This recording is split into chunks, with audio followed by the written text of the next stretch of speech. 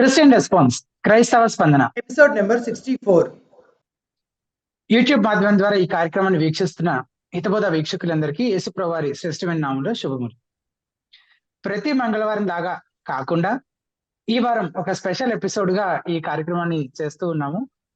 గతంలో 2 సార్లు మేము స్పెషల్ ఎపిసోడ్ గురించి చెప్పి ఆ విధంగా చేసిన సందర్భాలు 2 ఉన్నాయి. అంటే స్పెషల్ ఎపిసోడ్ కేవలం ఒక స్థానిక సంఘము లేదంటే ఒక క్రిస్టియన్ గ్రూప్ వాళ్ళ కోసం మాత్రమే చేసేటువంటి ఎపిసోడ్. అది లైవ్ కార్యక్రమం కాదు, ముందుగానే వాళ్ళతోటి రికార్డ్ చేసి ఏదైనా ఒక మంగళవారం దాన్ని ప్రసారం చేయడం జరుగుతుంది. సో ఈ వారం కూడా అటువంటి ఒక స్పెషల్ ఎపిసోడే కనుక లైవ్ చాట్ లో నుంచి కానీ జూమ్ లో నుంచి కానీ క్వశ్చన్స్ తీసుకోబడవు.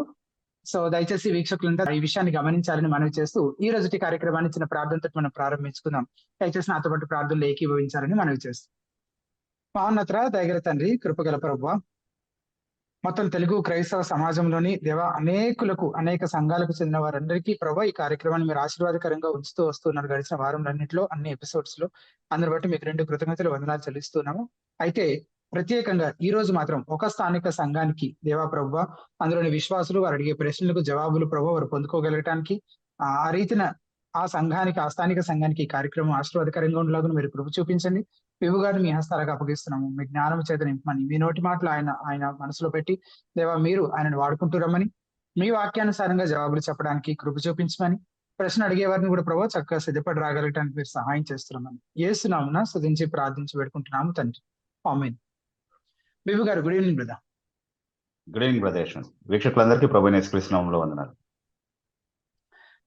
ఈ రోజుటి స్పెషల్ ఎపిసోడ్ బోధన నుంచి సత్య సువార్త సంఘము అనే సంఘానికి చెందినటువంటి వారు కోసం నిర్వహించబడుతున్నటువంటి ఎపిసోడ్ ఇది. ఆ సంఘానికి నేనే సంఘ కాపరిగా ఉంటాను. నా పేరు పాస్టర్ యశ్వంత్ కుమార్. సో మా సంఘం కొరకు, మా స్థానిక సంఘం కొరకు ఈ హితబోధ కార్యక్రమాన్ని నిర్వహించవలసిందిగా హితబోధ టీం ని సంప్రదించినప్పుడు వారు సానుకూలంగా స్పందించి ఈ రీతిన మా కొరకు ఈ స్పెషల్ ఎపిసోడ్ ని చేయడానికి ముందుకు వచ్చినందుకు ముందుగా హితబోధ టీం వారందరికీ బిబు గారికి కూడా ప్రత్యేకమైన వందనాలు చెల్లిస్తున్నాం. మా సంఘంలోని వారు అనేక సార్లు ఈ కార్యక్రమంలోని ప్రశ్నలు బిబు గారు చెప్పిన జవాబుల గురించి ప్రస్తావిస్తూ ఉంటారు. వారు స్వయంగా అడిగినటువంటి వాటి గురించి, అలాగే వేరే వాళ్ళు అడుగుతుంటే వాళ్ళు నేర్చుకున్న విషయాల గురించి మా కాన్వర్జేషన్స్ లో వస్తూ ఉంటుంది. ఎంతగానో ఈ కార్యక్రమాన్ని బట్టి మా స్థానిక సంఘంలోని విశ్వాసులంతా మేము బ్లెస్ చేయబడుతూ ఉన్నాము. అందుని బట్టి దేవుడికి నిజంగా నిండు కృతజ్ఞతలు చెల్లిస్తూ ఉన్నాను. సో ఈ అవకాశాన్ని బట్టి కూడా ప్రభువుకి ఎంతగానో స్తుతులు చెల్లిస్తూ ఈ రోజు ఈ కార్యక్రమాన్ని మనం ప్రారంభించుకుందాం. ముందుగా ప్రారంభించుకునే ముందు మా సంఘ విశ్వాసులందరికీ కొన్ని క్విక్ ఇన్స్ట్రక్షన్స్ తెలియపరుస్తూ ఉన్నాను. బోధన్ నుంచి సత్య సువార్త సంఘము వారులోని విశ్వాసులందరూ జాయిన్ అయి ఉన్నారు కనుక, సో ఈ ఊరుకు సంబంధించిన వివరాలు ఇంకా ప్రతి ఒక్కరు తెలియజేయని అవసరం లేదు. కేవలం మీ పేరు మాత్రం చెప్పి పరిచయం చేసుకొని మీ ప్రశ్న అడగచ్చు. అలాగే ఒక వ్యక్తికి 2 ప్రశ్నలు అడిగే అవకాశం ఉంటుంది. సో మీరు జాగ్రత్తగా క్లుప్తంగా సూటిగా మీ ప్రశ్న అడిగే ప్రయత్నం చేయండి. ఇంకేమైనా వివరాలు కావాలంటే విభు గారు అడిగి తెలుసుకుంటారు. ఇంకా ఆలస్యం చేయకుండా ఈ రోజు ఈ కార్యక్రమాన్ని మనం ప్రారంభించుకుందాం. ముందుగా జాన్సన్ అనే ఐడి నుంచి జాయిన్ అయినటువంటి వారు మీరు అన్మ్యూట్ చేసుకొని మీ పేరు చెప్పి మీ ప్రశ్న. ఓకే, థ్యాంక్ యూ యశ్వంత్ అన్న. నా పేరు జాన్సన్. నేను మాది రుద్రూరు. నేను సత్య సువార్త సంఘం నుంచి మాట్లాడుతున్నాను. అయితే నా ఫస్ట్ క్వశ్చన్ ఏంటంటే, మనం యాజ్ ఎ క్రిస్టియన్ మనం బర్త్డే సెలబ్రేట్ చేసుకోవచ్చా? దాంట్లో స్పెసిఫిక్ గా కేక్ కటింగ్ అనేది మనం చేస్తా ఉంటారు కదా బయట జనరల్ గా, అది మనకు యాక్సెప్టబులా నాట్ యాక్సెప్టబులా అకార్డింగ్ టు బైబిల్ అనేది ఫస్ట్ క్వశ్చన్. మంచి ప్రశ్న అడిగారు జాన్సన్. దేవుని వాక్యంలో మనము ఇద్దరు బర్త్డే సెలబ్రేట్ చేసుకుంటున్నటువంటి సందర్భాన్ని గురించి చదువుతాం. ఒకటి ఆదికాండంలో ఫరో బర్త్డే సెలబ్రేట్ చేసుకున్నట్టుగా మనం చదువుతాము. అలాగే సువార్త గ్రంథాల్లో హేరోదు తన బర్త్డే జరుపుకున్నటువంటి ఒక సందర్భాన్ని గురించి మనం చదువుతాం. దాన్ని బట్టి మనకు అర్థమయ్యే విషయం ఏంటి అంటే, ఇది యూదుల మధ్యలో మొదటి నుంచి, అంటే దేవుని ప్రజలుగా పిలువబడినటువంటి వారి మధ్యలో మొదటి నుంచి ఈ ఆచారం ఎక్కడ ఉన్నట్టుగా మనకి దాఖలాలు ఎక్కడ లేవు. లేఖనాల్లో ఖచ్చితంగా దీనికి సంబంధించినటువంటి దాఖలాలు లేవు. యూదుల ప్రవక్తల జన్మదినాన్ని కూడా వాళ్ళేమి ఒక పండుగగా లేకపోతే ఒక సెలబ్రేషన్ గా జరుపుకున్నటువంటి దాఖలాలు ఏమి మనకి లేఖనాల్లో ఎక్కడ కనబడదు. కాబట్టి లేఖన ఆధారంగా బర్త్డేస్ గురించి ఒక స్టేట్మెంట్ ఇవ్వడం అనేది సాధ్యం కాదు. అయితే ప్రతి విషయంలోనూ దేవునికి కృతజ్ఞతాస్తుతులు చెల్లించాలి అన్నటువంటి నియమాన్ని బట్టి దేవుడు మనకి ఉనికి కల్పించి ఈ లోకంలోనికి తీసుకొచ్చినటువంటి ఆ దినాన్ని ప్రత్యేకంగా దేవుని సన్నిధిలో దేవుని ప్రజలతో జ్ఞాపకం చేసుకుంటూ దేవునికి కృతజ్ఞతాస్తుతులు చెల్లించడంలో తప్పేమీ లేదు. అది ఏ దినం గురించి అయినా సరే. అది ప్రత్యేకంగా మన జీవితంలో ఉన్నటువంటి ఒక ప్రత్యేకమైనటువంటి దినం కాబట్టి దాని గురించి మనం దేవుని సన్నిధిలో కృతజ్ఞతాస్తుతులు చెల్లించడంలో తప్పేమీ లేదు అని నేను అనుకుంటున్నాను దేవుని వాక్యపు వెలుగులో. అయితే మనము గమనించాల్సిన ఒక విషయం ఏంటంటే ఈ బర్త్డేకి సంబంధించి అన్య దేవతలకు వాళ్ళు చేసినటువంటి కొన్ని ఆచారాలు ఉన్నాయి. అంటే అన్య దేవతలకు గ్రీక్ సాంప్రదాయంలో కావచ్చు, రోమన్ సాంప్రదాయంలో కావచ్చు, చాలా ప్రాచీన పద్ధతులు కొన్ని ఇప్పటికీ కూడా మనం ఆచరించే వాటిలో ఉన్నాయి. అందులో కేక్ కటింగ్ అనేది, కేక్ కట్ చేసుకొని తినడం పాపం అని ఎవరు చెప్పరు. కేక్ మనం తయారు చేసుకోవచ్చు. తిరుపతిలో లడ్లు పంచుతారు కాబట్టి మనం లడ్లు పంచిపెట్టకూడదు అన్నది కాదు ఇక్కడ మన కాన్సెప్ట్. కానీ కేక్ కట్ చేసేటటువంటి విధానంలో ఆ మూన్ షేప్ లో కేక్ ఉండి దాని మీద క్యాండిల్స్ పెట్టి దాన్ని సెరమోనియల్ గా కట్ చేయడం అనేది మూన్ గాడ్ ని, అంటే చంద్ర దేవతను ఆరాధించేటటువంటి ఒక కల్ట్ నుంచి వచ్చినటువంటి ఒక ప్రాక్టీస్. సో ఎగ్జాక్ట్ గా అదే పద్ధతిలో సెరమోనియల్ గా మనం కేక్ కట్ చేయాల్సినటువంటి అవసరం లేదు కాబట్టి అన్యజనులకు వారు చేసినట్టుగా మీరు చేయకండి అన్నటువంటి నియమాన్ని బట్టి అలా మనం చేయకుండా మనం మామూలుగా కేక్ పంచాలనుకుంటే ఎవరైనా సెలబ్రేట్ చేసుకుంటున్న వ్యక్తి కావచ్చు, లేకపోతే అక్కడ ఉన్న వ్యక్తులు ఎవరైనా సరే అది కట్ చేసి అందరికీ డిస్ట్రిబ్యూట్ చేయడం తప్పు కాదు. కానీ సెరమోనియల్ గా కేక్ కటింగ్ చేయడం అనేది మన క్రిస్టియన్ పద్ధతుల్లో ఎక్కడ లేదు. అంటే మీరు యూదా రచనలు చదివినా లేదా ఎర్లీ క్రిస్టియన్ రైటింగ్స్ చదివినా, అంటే ఎర్లీ ఫస్ట్ 3-4 సెంచురీస్ లో ఉన్నటువంటి రచనలు చదివిన, చర్చ్ ఫాదర్స్ రాసినటువంటి రచనలు చదివిన, క్రైస్తవ సాంప్రదాయంలో, యూదా సాంప్రదాయంలో ఎక్కడ కూడా బర్త్డేస్ అన్యులు జరుపుకున్నటువంటి విధానంలో జరుపుకున్నటువంటి దాఖలాలు ఎక్కడ కనబడవు అన్నమాట.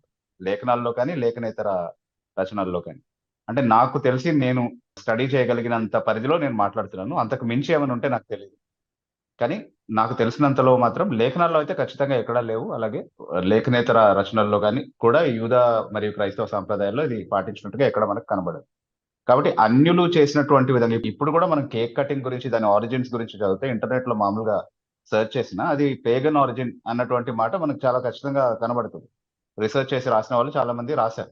అయితే దీనికి సంబంధించినటువంటి కొన్ని వివరాలు ఆదికాండము 40వ అధ్యాయము 22-23 వచనాలకు వ్యాఖ్యానం రాసినప్పుడు కూడా కొన్ని డీటెయిల్స్ అక్కడ రాయడం జరిగింది. ఫరో జన్మదినం సందర్భంలో కొన్ని డీటెయిల్స్ వ్యాఖ్యానంలో కూడా రాయడం జరిగింది. ఒకసారి చదివినా కొంచెం క్లారిటీ మనకు వచ్చే అవకాశం ఉంది జాన్సన్ గారు. సో మీరు ఒకసారి అది చదివిన తర్వాత మళ్ళీ మీకు ఫర్దర్ క్వశ్చన్స్ ఏమైనా ఉంటే అది చేయొచ్చు.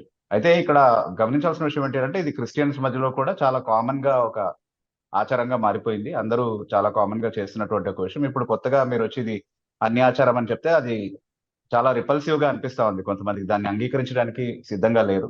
కాకపోతే మనము ఏది చేసినా దేవుని వాక్యాధారంగానే చేయాలి అని అనుకున్నప్పుడు కొన్ని విషయాల్లో రాజీ పడకుండా జాగ్రత్త పడ్డాం. అంటే ఎస్పెషల్లీ అది అన్యాచారం అని తెలిసినప్పుడు అది అన్యాచారం ఎందుకు కాదో చెప్పి చేసుకుంటే పర్వాలేదు. కానీ అది అన్యాచారమే అయినా మనకు పర్వాలేదు అన్న స్టాండ్స్ లో మాత్రం ఎవరు అది సెలబ్రేట్ చేయడం అనేది సరైనటువంటి పద్ధతి కాదు.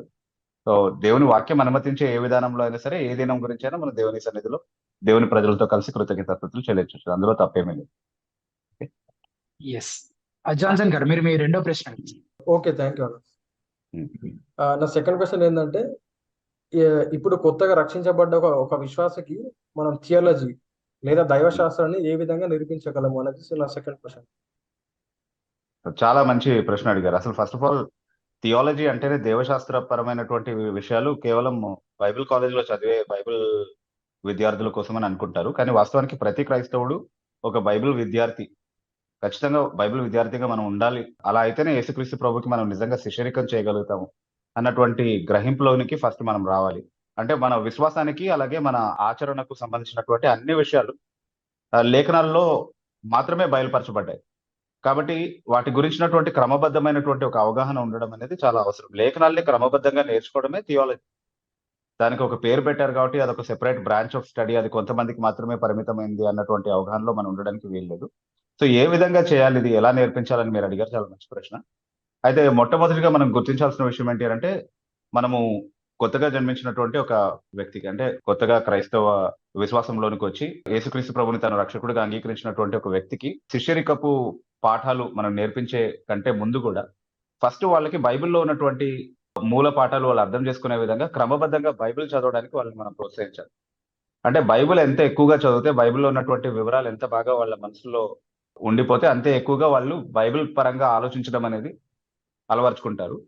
అంటే లేఖనాల ప్రకారం ఆలోచించడం అనేది చాలా ప్రాముఖ్యమైనటువంటి విషయం. ఏ అంశాన్ని గురించైనా నేర్చుకుంటున్నప్పుడు దీని గురించి అసలు బైబిల్ ఏం బోధిస్తుంది, ఇప్పుడు నా చుట్టూ ఉన్న వాళ్ళు దీని గురించి ఏం మాట్లాడుతున్నారో అది బైబిల్కి తగినట్టుగానే ఉంది, బైబిల్కి అనుగుణంగానే వీళ్ళు బోధిస్తున్నారా అన్నటువంటి విషయాల్ని పరిశీలించేటటువంటి ఆ స్థాయికి ఆ వ్యక్తి ఎదగాల్సినటువంటి అవసరం ఉంది.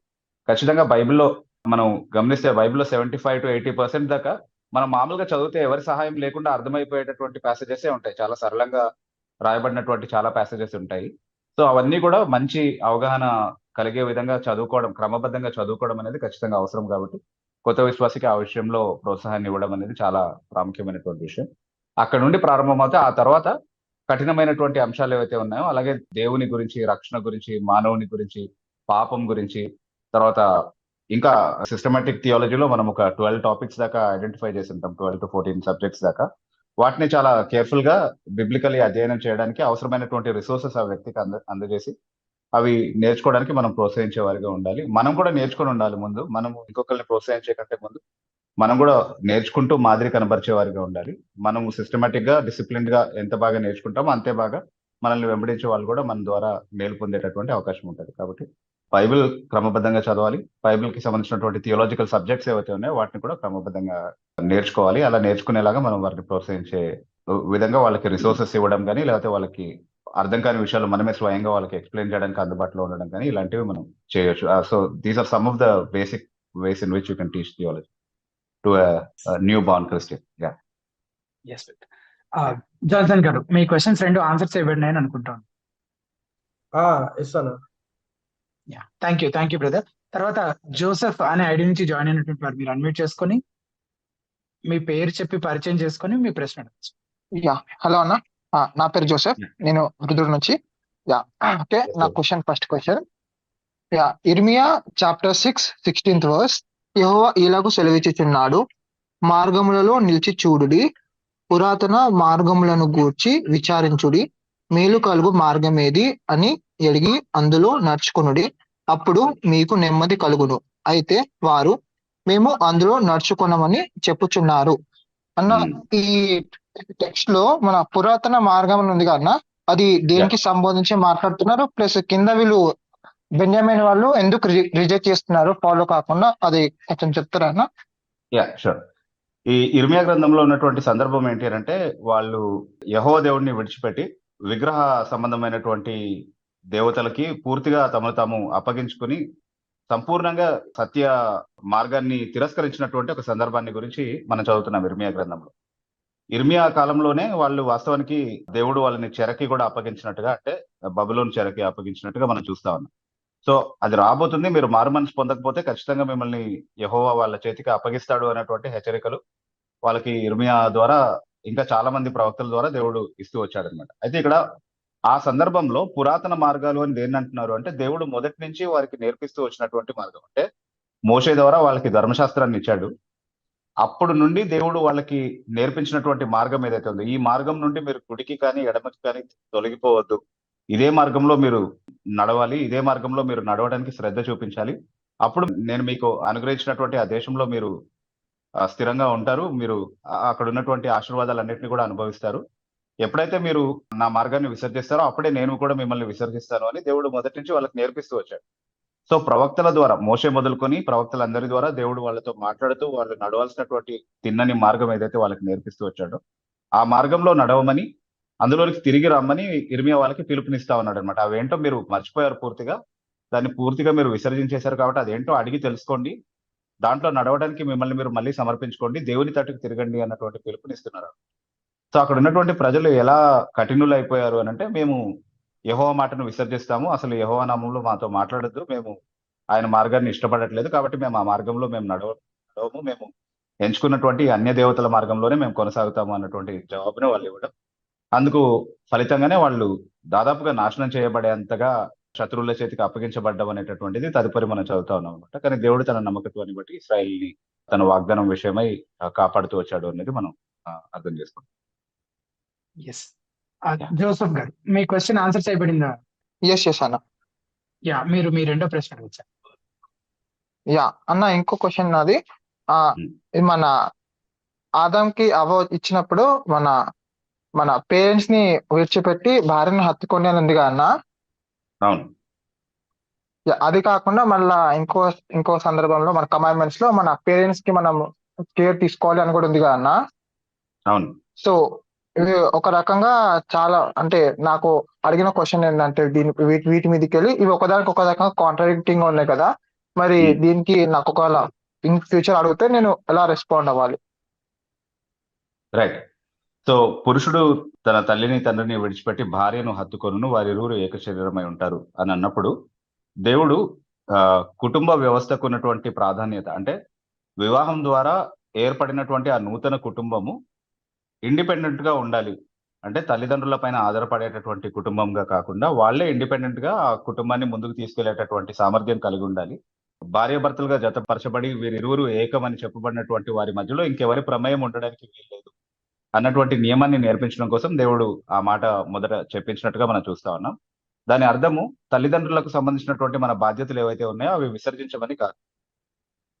అందుకే తల్లిని తండ్రిని సన్మానించడము అనే విషయంలో తల్లిని తండ్రిని సంరక్షించడం, వాళ్ళని పోషించడం, వాళ్ళకున్నటువంటి అవసరతలు వాళ్ళ వృద్ధాప్యంలో వాళ్ళని చూసుకోవడం అన్నటువంటి విషయాలు విసర్జించినటువంటి వారిని యేసుక్రీస్తు ప్రభువే స్వయంగా ఖండించినట్టుగా, వారిని దేవుని ధర్మశాస్త్రానికి వ్యతిరేకంగా తిరుగుబాటు చేసినటువంటి వారిగా వారిని ఖండించినట్టుగా మనం చాలా స్పష్టంగా చూస్తా ఉన్నాం. మత్తయి సువార్త 15వ అధ్యాయంలో 1-4 వరకు ఉన్నటువంటి వాక్య భాగాల్లో దాని గురించి మనం చదువుతున్నాం.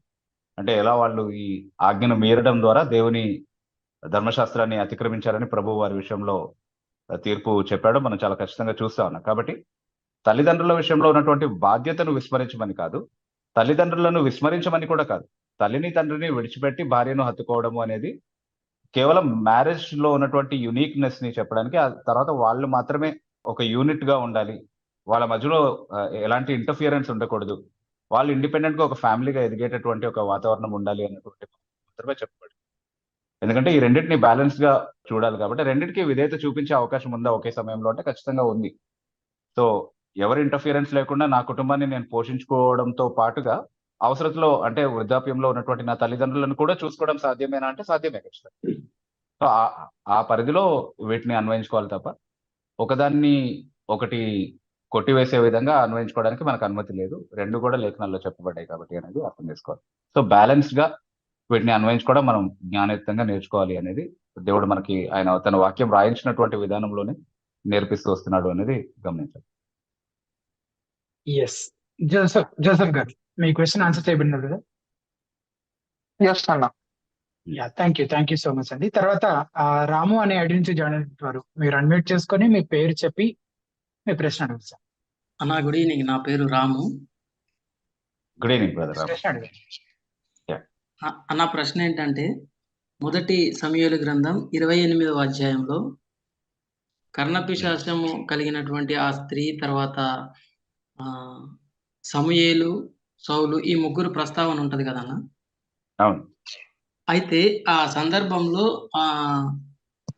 చనిపోయినటువంటి సమూయేలుని చేతబడి లేక కర్ణపిశాచం చేసేటటువంటి ఆ స్త్రీ చూస్తుంది. పైగా ఆ సమూయేలు మాట్లాడే మాటలు కూడా వింటుంది కదా.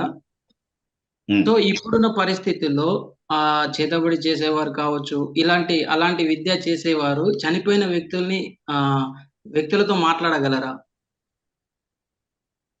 యా. సో యాక్చువల్ గా మనం అర్థం చేసుకోవాల్సింది ఏంటి అంటే, కర్ణపిశాచము కలిగినటువంటి స్త్రీ ఉమెన్ విత్ ఫెమిలియర్ స్పిరిట్. అంటే ఆమె దగ్గర ఉన్నటువంటి ఆత్మతోనే ఆమె మాట్లాడి ఫలానా వాళ్ళతో మాట్లాడుతున్నట్టుగా మోసగిస్తూ వచ్చినటువంటి ఒక స్త్రీ అన్నమాట.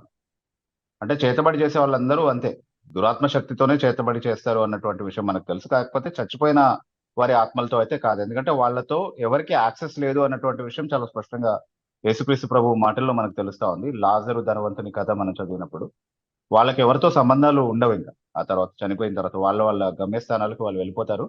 వాళ్ళేమి ఇక్కడ తిరిగే దయ్యాలు కాదు, లేకపోతే వాళ్ళతో ఇక్కడ ఉన్నటువంటి వాళ్ళకి ఎలాంటి సంపర్కము కలగడం అనేది సాధ్యం కాదు. ఇక్కడ ఉన్న వాళ్ళు అక్కడికి వెళ్ళలేరు, అక్కడ ఉన్న వాళ్ళు ఇక్కడికి వెళ్ళలేరు అన్నటువంటి విషయాన్ని చాలా స్పష్టంగా ప్రభు చెప్పడము మనం చూస్తా ఉన్నాం. కాబట్టి ఆమె తన దగ్గర ఉన్నటువంటి ఏదో దురాత్మ శక్తి ద్వారా అందరినీ మోసగిస్తూ వచ్చింది. అందుకే మనము ఆ సందర్భం అంతా కూడా చదివినప్పుడు ఆ సందర్భంలో బహుశా దేవుడు, అంటే దాని గురించి 2-3 థియరీస్ ఉన్నాయి మళ్ళీ, కానీ బహుశా దేవుడు ఆ సందర్భంలో సమూయేలుని రావడానికి అనుమతించాడు. చనిపోయినటువంటి ఆ స్థితి నుండి మరలా అంటే తన ఆత్మ వచ్చి మాట్లాడేటటువంటి ఒక పరిస్థితిని దేవుడు కల్పించాడు, అనుమతించాడు అన్న ఒక ఇంటర్ప్రిటేషన్ కూడా ఉంది. దాన్ని ఒకవేళ తీసుకుంటే అదే మోస్ట్ ఎక్స్ట్రీమ్ ఇంటర్ప్రిటేషన్. ఒకవేళ మనం దాన్ని తీసుకున్నా అక్కడ సందర్భంలో మనం అర్థం చేసుకునేది ఏంటి అంటే, ఆమె చూడగానే భయపడింది. సమూయేలు రావడం చూడగానే భయపడింది.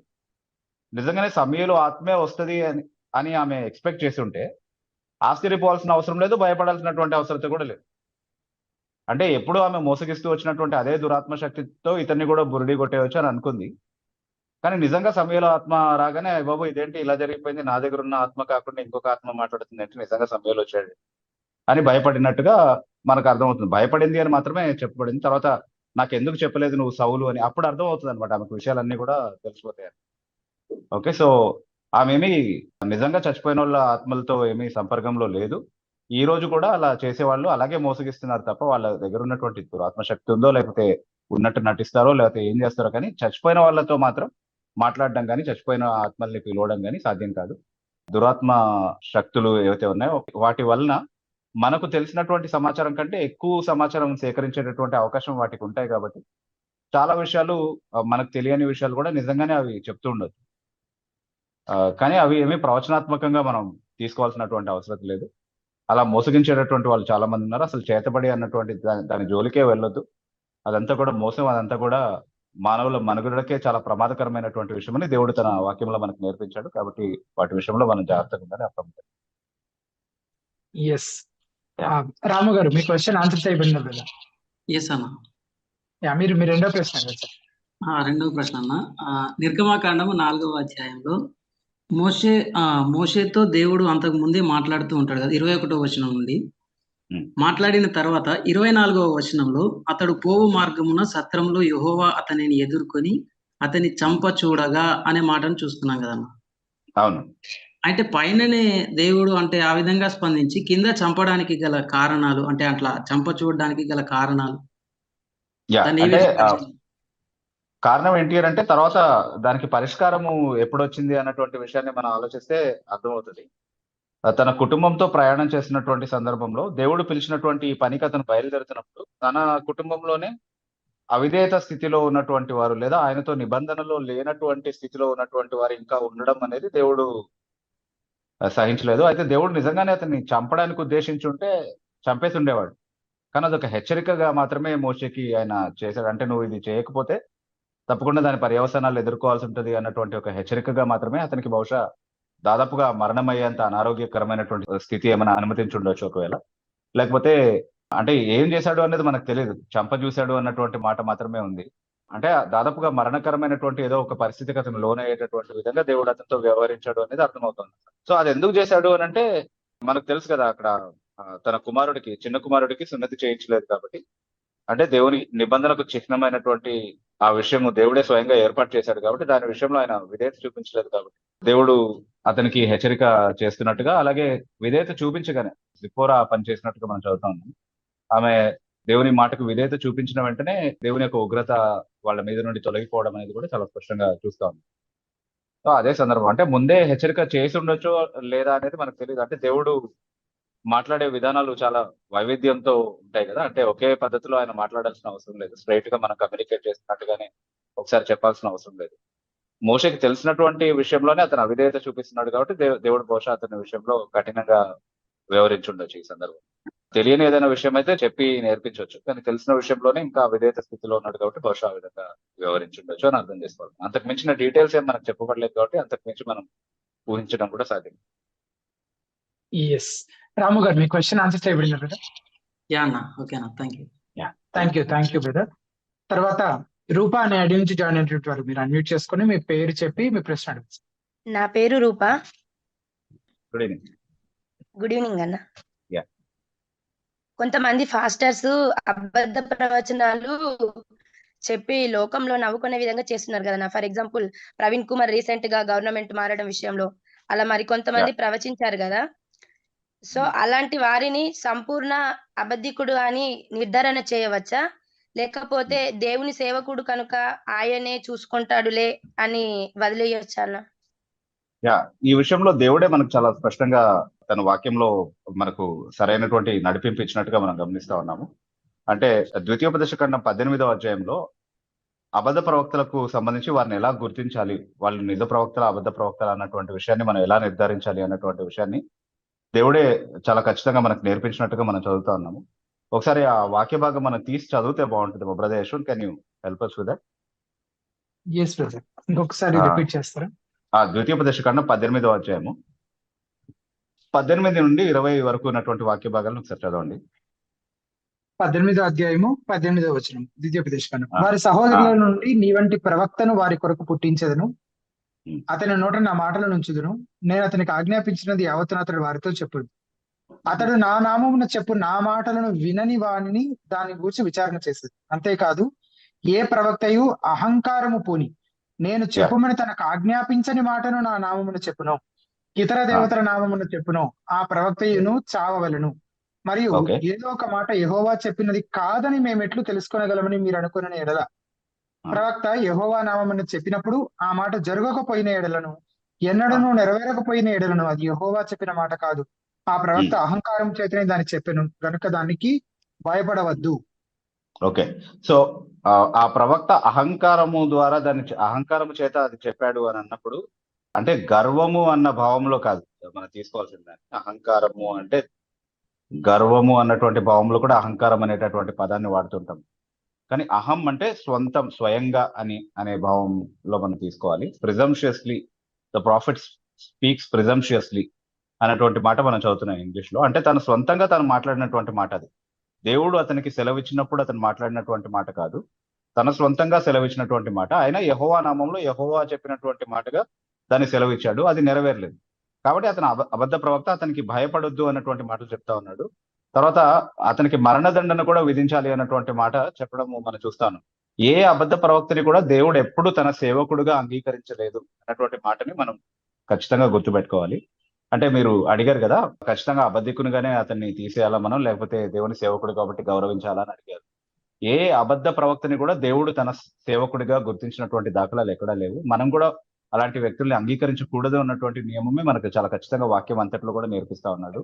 మొదటి నుంచి చివరి వరకు కూడా అబద్ధ ప్రవక్తల గురించినటువంటి బోధ ఏంటి అంటే వాళ్ళని తిరస్కరించాలి, వాళ్ళని వెంబడించే వాళ్ళు దేవునికి వ్యతిరేకంగా ధిక్కారంలో ఉంటున్నట్టుగానే దేవుడు పరిగణించాడు. అంటే తన మాట కాకుండా వేరే మాటలు ప్రకటించేటటువంటి, తమ సొంత మాటల్ని ప్రకటించేటటువంటి ప్రవక్తలకి దేవుడు విరోధిగా ఉన్నాడు. వాళ్ళని దేవుని సేవకులుగా మనం గౌరవిస్తే మనం కూడా దేవునికి విరోధంగా ఉన్నట్టుగా పరిగణించబడుతుంది. కాబట్టి వారికి శుభమని కూడా చెప్పొద్దు, వారిని ఇంట్లోని కూడా రానివ్వద్దు అన్నటువంటి మాటలు కొత్త నిబంధనలో అన్వయింపుగా చెప్పబడినటువంటి మాటలు అనమాట అబద్ధ బోధకులు. అంటే పాత నిబంధనలో అబద్ధ ప్రవక్తలు ఎలా ఉన్నారో అలాగే మీ మధ్యలో అబద్ధ బోధకులు ఉంటారు అన్నటువంటి మాట కొత్త నిబంధనలో చెప్పబడింది. ఈ అబద్ధ బోధకుల్ని కనీసం మీ ఇంటికి కూడా రానివ్వకూడదు, శుభమని కూడా వాళ్ళని పలకరియకూడదు అన్న మాటలు చాలా స్పష్టంగా చూస్తా ఉన్నాం.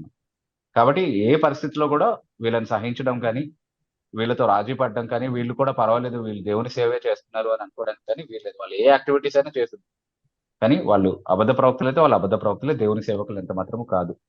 దేవుని సేవకుడు అబద్ధ ప్రవక్త అన్నటువంటి మాటల్లో వైరుధ్యం అన్నటువంటి విషయాన్ని గమనించాలి. ఆ రెండు ఒకేసారి జరగడం అనేది ఒక వ్యక్తి జీవితంలో సాధ్యం కాదు. నువ్వు యెహోవాకు సేవకుడిగా అయినా ఉంటావు, లేకపోతే అబద్ధ ప్రవక్తగా అయినా ఉంటావు. ఈ రెండు ఒకసారి జరగడం అనేది సాధ్యం కాదు. యా, మీ మాటల్లో వారికి మరణ శిక్ష విధింపవలను అనే మాట బహుశా Deuteronomy 13 ద్వితీయోపదేశకాండం 13వ అధ్యాయంలో నుంచి చెప్పండి సంగతి గురించి చెప్పినట్టున్నారు. మరి ఆ అవును. మరణ శిక్ష విధించడం అనేది మనం ఇప్పుడు చేయాలంటారా? అంటే బెల్లంపల్లి ప్రవీణ్ మనం కూడా చంపేయాలి? లేదు, బెల్లంపల్లి ప్రవీణ్ని మనం ఏం చెప్పొద్దు, ఎందుకంటే చట్టం మన చేతుల్లో లేదు. అది ధర్మశాస్త్రం అమలు చేయబడేటటువంటి సమయంలో చెప్పబడినటువంటి పాత నిబంధన ధర్మశాస్త్రము అమల్లో ఉన్నప్పుడు ఇశ్రాయేలీయుల రాజ్యము దేవుని ధర్మశాస్త్ర ప్రకారము జరిగించబడుతున్నటువంటి సందర్భంలో చెప్పబడినటువంటి మాట. అక్కడ ఏవేవి క్యాపిటల్ ఒఫెన్సెస్ గా అంటే మరణదండనకు పాత్రమైనటువంటి నేరాలు ఏవేవి ఉండాలో దేవుడే నియమించాడు. ఎందుకంటే వాళ్ళకి రాజ్యాంగాన్ని ఇచ్చింది దేవుడే, వాళ్ళ రాజ్యాంగం దేవుని ధర్మశాస్త్రం కాబట్టి వాళ్ళ కాంటెక్స్ట్ లో చెప్పబడినటువంటి మాట. మన దగ్గర మనము ఇప్పుడు ఏ చట్టానికైతే విధేయులుగా ఉన్నామో అందులో అబద్ధ ప్రవక్తలకి మరణదండన అనేది ఏమీ లేదు కాబట్టి మనం అలా చేయడానికి అవకాశం లేదు. సో చట్ట ప్రకారంగా ఆ శిక్ష అమలు చేయలేము కాబట్టి వాళ్ళని తిరస్కరించడం వరకు మాత్రం ఖచ్చితంగా చేయగలుగుతాం. అందుకే కొత్త నిబంధనలో కూడా కొత్త నిబంధన సంఘాలన్నీ కూడా ఇశ్రాయేలు రాజ్యం కింద లేవు కదా, వేరే వేరే చట్ట వ్యవస్థల కింద ఉన్నాయి కాబట్టి ఆ చట్టాలకి లోబడండి అని చెప్పడం జరిగింది. అట్ ద సేమ్ టైం అబద్ధ ప్రవక్తల్ని మీరు తిరస్కరించండి అన్నటువంటి మాటలు కూడా చెప్పబడింది. కాబట్టి చట్టాన్ని మన చేతిలో తీసుకోవాలని ఎప్పుడు బైబిల్ మనకు నేర్పించలేదు. మనమేమి భౌతికంగా ఎవరికి శిక్షలు విధించము, కానీ ఆధ్యాత్మికంగా వాళ్ళ బోధని కానీ వాళ్ళ ఇన్ఫ్లుయెన్స్ ని కానీ మన మీద లేకుండా మనం చర్యలు తీసుకుంటాం. ఖచ్చితంగా వాళ్ళు అబద్ధ ప్రవక్తలు అని అందరికీ అవేర్నెస్ కూడా క్రియేట్ చేస్తాం. అంతవరకు మాత్రమే మనం చేయగలం. ఎస్. రూపా గారు మీ క్వశ్చన్ ఆన్సర్ చేయబడింది సిస్టర్. ఓకే అన్న. యా, మీ రెండో అన్న, ప్రశ్న అడగచ్చు. యేసుక్రీస్తు లోకానికి సంపూర్ణమైన ప్రేమను చూపించాడు. అందుకు మాదిరిగా సంఘాన్ని కూడా చూపించాడు. కానీ ఆ ప్రేమను విశ్వాసులుగా మనం చూపించలేకపోతున్నాం కదన్నా. ఒకవేళ ఓకే. చూపించినా ఎంతో కొంత ప్రేమలో మార్పు ఉంటుంది. కనుక అలా ఉండకుండా ఉండటానికి క్రీస్తు చూపించిన అదే ప్రేమను చూపించడానికి బైబిల్ నుండి కొన్ని సలహాలు, సూచనలు ఇవ్వండి అన్న. యా మొట్టమొదటిగా మనం గమనించాల్సిన విషయం ఏంటంటే ప్రేమించడం అనేది ఒక నియమంగా మనము నేర్చుకొని చేసేది కాదు. ప్రేమ అనేది ఇప్పటి నుంచి నేను పలానా వ్యక్తిని ప్రేమిస్తాను అని డిసైడ్ అయిపోయి ప్రేమించడం అనేది ఎక్కడ ఉండదు. ఏ సంబంధంలో కూడా అలా జరగదు. అది సహజంగానే ఒక సంబంధంలో ఒక బాంధవ్యంలో కలిగేటటువంటి ఒక అనుభవం అనేది మనం అర్థం చేసుకుంటున్నాం. చాలా ఖచ్చితంగా ఏ సంబంధంలో అయినా మనం దాన్ని నిర్ధారించుకోవచ్చు. అలాగే క్రైస్తవుల మధ్యలో ఉండేటటువంటి క్రైస్తవ ప్రేమ అనేది ఎవరికి ఉంటుంది అని అంటే నిజంగా క్రైస్తవుడిగా అయినటువంటి వ్యక్తిలో మాత్రమే ఉంటుంది. అది మొదటి యోహాను పత్రిక 3వ అధ్యాయము 14వ వచనంలో మనము సహోదరులను ప్రేమించుచున్నాము కనుక మనము మరణము నుండి జీవంలోనికి దాటి ఉన్నామని ఎరుగుదుము అన్నటువంటి మాట చెప్తా ఉన్నాడు. అంటే మరణం నుండి జీవంలోనికి దాటినటువంటి ఒక వ్యక్తికి ఉన్నటువంటి ఐడెంటిటీ ఏంటి అని అంటే వాళ్ళు సహోదరులను ప్రేమిస్తారు. సహోదరులు అని అంటే అక్కడ క్రైస్తవులు అన్నటువంటి భావంలోనే చెప్పబడింది. సో ఒక వ్యక్తిలో ప్రేమ రాహిత్యం ఉంది అని అంటే యేసుక్రీస్తు ప్రభు అంత స్థాయిలో ప్రేమించలేకపోతున్నాం అన్నది వాస్తవమే. అది ఈ జీవితంలో ఎప్పుడు ఎవరు చేయలేరు. ఆ స్థాయిని అందుకోవడం అనేది ఎవరికి సాధ్యం కాదు. కానీ ఆ స్థాయిని అందుకునే విధంగా మనం ప్రేమించబద్ధమైన అలా ఆ ప్రేమలో ఎదగాల్సినటువంటి అవసరం ఉంది.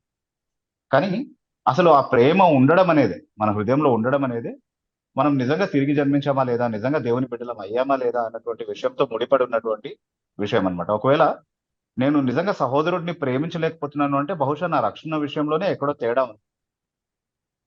సో అక్కడ నన్ను నేను పరిశీలించుకొని దేవుని సన్నిధిలో ఆయన రక్షణ కొరకు ఆయన్ని బతిమాలాడాల్సినటువంటి పరిస్థితిలో ఇంకా ఉన్నాను అన్నటువంటి విషయాన్ని గ్రహించగలిగాం. ఏ క్రైస్తవుడు కూడా నిజంగా దేవుని చేత రక్షింపబడినటువంటి నిజమైనటువంటి ఏ క్రైస్తవుడు కూడా తన సహోదరుని ప్రేమించకుండా ఉండలేడు. ప్రేమించడానికి వేరే కారణాలు ఏం అక్కర్లేదు. నేను క్రీస్తుకు చెందినవాడిని, అలాగే నా సహోదరుడు లేదా నా సహోదరి కూడా క్రీస్తుకు చెందినటువంటి వ్యక్తి కాబట్టి నేను అలాగే వాళ్ళని ప్రేమిస్తాను. ఒక కుటుంబంలో ఉన్నటువంటి వ్యక్తుల మధ్యలో ఉండేటటువంటి ప్రేమ, బాంధవ్యము, బాధ్యత ఇవన్నీ కూడా ఆటోమేటిక్ గా వస్తాయని. సో అది నేర్చుకుంటే వచ్చేది కాదు. అది మన అంతరంగంలో జరిగేటటువంటి మార్పుకు ఫలంగా, ఆత్మ ఫలంగా మనలో కలిగేటటువంటి ఒక గొప్ప వరం వాస్తవానికి. దేవుడు ఇచ్చేటటువంటి ఒక గొప్ప కృపావరము అనేది మనం అర్థం చేసుకోవాలి. ఈ ప్రేమ అనేది ఆత్మ ఫలంగా మనం దాన్ని అర్థం చేసుకోవాలి. సో అది లేదు అని అంటే ఫస్ట్ అక్కడి నుంచి స్టార్ట్ చేయాలి. అంటే we should always start at the beginning కాబట్టి అక్కడి నుంచే స్టార్ట్ చేసుకోవాలి. అక్కడ ఏమైనా సమస్య ఉందా అనేది చూసుకోవాలి. ఆ తర్వాత ఇంకా అఫ్ కోర్స్ నిజమైనటువంటి ప్రేమ ఫలాలు ఎలా ఉంటాయో మనకు తెలుసు కదా. ఆ వ్యక్తి కీడు ఎప్పుడు కూడా మనం ఎప్పుడు కూడా వాళ్ళకి శ్రేయోభిలాషులుగా ఉంటాం. వాళ్ళ మేలే చేయాలనుకుంటాం. వాళ్ళకి అవసరమైతే వాళ్ళ కొరకు ప్రాణం పెట్టే అంత ప్రేమ కూడా ఉంటది సంఘంలో అని చెప్తా ఉన్నాడు. అంటే ప్రభు మన కొరకు ఎలాగైతే ప్రాణం పెట్టాడో అలాగే మనం కూడా సహోదరుల నిమిత్తమై ప్రాణం పెట్టే బదులమై ఉన్నాము అని ఉంటుంది. అక్కడే మొదటి యోహాను పత్రికలోనే 3వ అధ్యాయము 16వ వచనంలో ఆ మాట చదువుతాం. ఓకే, సో అంత ప్రేమ వైపుకి మనము ఒకరి పట్ల ఒకరు సమర్పణ కలిగి ఎదగగలుగుతున్నామా? ఒకవేళ ఎదగలేకపోతూ ఉంటే ఏంటి దానికి సంబంధించినటువంటి కారణాలు అన్నటువంటిది మనం చూడాలి. అంటే ఇప్పుడు కొన్ని వీటికి ఆటంకాలుగా మనకు కనబడతా ఉంటాయి. అవతల వ్యక్తిలో ఉండేటటువంటి బలహీనతలు కావచ్చు, వాళ్ళు మనకు వ్యతిరేకంగా చేసినటువంటి తప్పులు కావచ్చు, ఇవన్నీ కూడా వాళ్ళని అలా సంపూర్ణంగా ప్రేమించకుండా మనకు ఆటంకాలుగా చాలా సందర్భాల్లో కనబడతా ఉంటాయి. కానీ ప్రభువు కూడా అలాంటి వాళ్ళనే కదా ప్రేమించాడు. మనం కూడా ఆయనకు శత్రువులుగా ఉన్నప్పుడు ఆయన మన కొరకు పెట్టాడు, మనల్ని క్షమించాడు. ఎలాంటి వాళ్ళమైనా మనల్ని అంగీకరించడానికి ఆయన ఇష్టపడ్డాడు. సో అలాంటి విషయాలన్నీ నిజంగా ప్రభు మాదిరి నుండి మనం నేర్చుకుని వాటిని అలవర్చుకోగలిగితే ఇవన్నిటిని కూడా అధిగమించి మనం ప్రేమించడానికి అంటే ప్రేమకి దేవుడు మన హృదయంలో ఉంచినటువంటి ప్రేమ వ్యక్తపడకుండా ఆటంకపరిచేటటువంటి విషయాలు ఏవైతే ఉన్నాయో అవన్నిటిని కూడా మనం అడ్డు తొలగించుకోవడానికి యేసుక్రీస్తు ప్రభు యొక్క మాదిరిని మనం ఖచ్చితంగా అనుసరించాలి. ఆయన ఎలాగైతే నిస్వార్థంగా క్షమించాడో, మనలో ఎన్నో బలహీనతలు ఉన్నా అవన్నిటిని కూడా ఖాతరు చేయకుండా ఎలాగైతే ఆయన మనం ప్రేమించడానికి ఇష్టపడ్డాడో మనం కూడా మన సహోదరులను అలాగే ప్రేమించడానికి ఇష్టపడాలి. ఈ విషయాన్ని మనం ఎంత బాగా అర్థం చేసుకుంటే అంతే బాగా ప్రేమలో ఎదగడం అనేది వీలవుతుంది. ఎస్ రూపా గారు, మీ క్వశ్చన్ ఆన్సర్ చేయబడింది సిస్టర్. ఎస్ అన్న. Yeah, thank you sister. Thank you. తర్వాత యా దీనా అనే ఐడి నుంచి జాయిన్ అయినటువంటి వారు మీరు అన్మ్యూట్ చేసుకొని మీ పేరు చెప్పి మీ ప్రశ్న అడగచ్చు. గుడ్ ఈవినింగ్ అన్న, నా పేరు Good దీనా. evening. అన్న నా క్వశ్చన్ Yes, yes. ఏంటంటే అన్న, హెచ్కేల్ చాప్టర్ 24లో ఇక్కడ దేవుడు హెచ్కేల్ తోని నీ భార్య చనిపోతుందని చెప్తున్నప్పుడు నీవు విలపించకూడదు, కన్నీళ్లు విడవకూడదు అని చెప్తాడు. మరి అలాగే తన వైఫ్ చనిపోయిన నెక్స్ట్ డేనే మళ్ళీ ప్రజలతోని వెళ్ళి మాట్లాడమని కూడా చెప్తారు. సో ఇక్కడ ఎహెచ్కేల్ ని దేవుడు బాధ పెడుతున్నట్టుగా, మరి దేవుడు ఎంతో కఠినమైన వాడుగా ఉన్నాడు అని చాలా మంది అడుగుతా ఉంటారన్న, దీని గురించి చెప్పరా? షూర్. అంటే ఎహెచ్కేల్ చేత చాలా విషయాలు దేవుడు సహజంగా మనుషులు ప్రవర్తించేదానికి భిన్నంగా చేపిస్తూ ఉంటాడు. అందుకు కారణం కూడా దేవుడే చెప్తాడు. ఎహెచ్కేల్ ని దేవుడు ఇస్రాయేల్‌కు ఒక సూచనగా ఉంచాడు అన్నటువంటి మాట చెప్తా ఉంటాడన్నమాట. ఇస్రాయేల్ విషయంలో దేవుడు ఏవైతే సంగతులు చేయబోతున్నాడో, వాళ్ళు ఎలాంటి అనుభవాలు ఎదుర్కోబోతున్నారో వాటిని సూచనప్రాయంగా, ప్రవచనాత్మకంగా వాళ్ళకి చెప్పడం కోసం దేవుడు ఎహెచ్కేల్‌ని వినియోగించుకున్నాడు. అలా వాడబడ్డానికి ఎహెచ్కేల్ కూడా తనను తాను సమర్పించుకున్నటువంటి ఒక సంబంధంలో ఉన్నాడు. అంటే ఎహెచ్కేల్ ఎక్కడ కూడా కంప్లెయింట్ చేయలేదు. దేవా, నువ్వు నన్ను చాలా ఇబ్బంది పెడుతున్నావు. నన్ను ఇలా నా భార్య విషయంలో చేసి అన్యాయం చేశావు అని ఎహెచ్కేల్ కూడా దేవుడిని ఎక్కడ ప్రశ్నించినట్టుగా మనము చూడము. దేవుని మాటకు కంప్లీట్ గా విధేయత చూపిస్తూ దేవుని ప్రవచనాత్మకమైనటువంటి ఆ శైలి ఏదైతే అలవర్చాడో ఆ సమయానికి కావాల్సిన విధంగా దాంతో సంపూర్ణంగా సహకరిస్తున్నట్టుగా చూస్తా ఉన్నాం మనం ఎహెచ్కేల్ కి. సో దేవుడు ఎహెచ్కేల్ ని ఇబ్బంది పెట్టాడు కదా అని కొంతమంది ఎహెచ్కేల్ మీద కనికరంతో లేకపోతే సహానుభూతితో అడుగుతున్నటువంటి ఆ ప్రశ్నకు అసలు తావే లేదు. ఎందుకంటే ఎహెచ్కేల్కే లేనటువంటి బాధ వీళ్ళకి ఎక్కువగా ఉన్నట్టుగా అనిపిస్తా ఉంది ఈ విమర్శకులకి.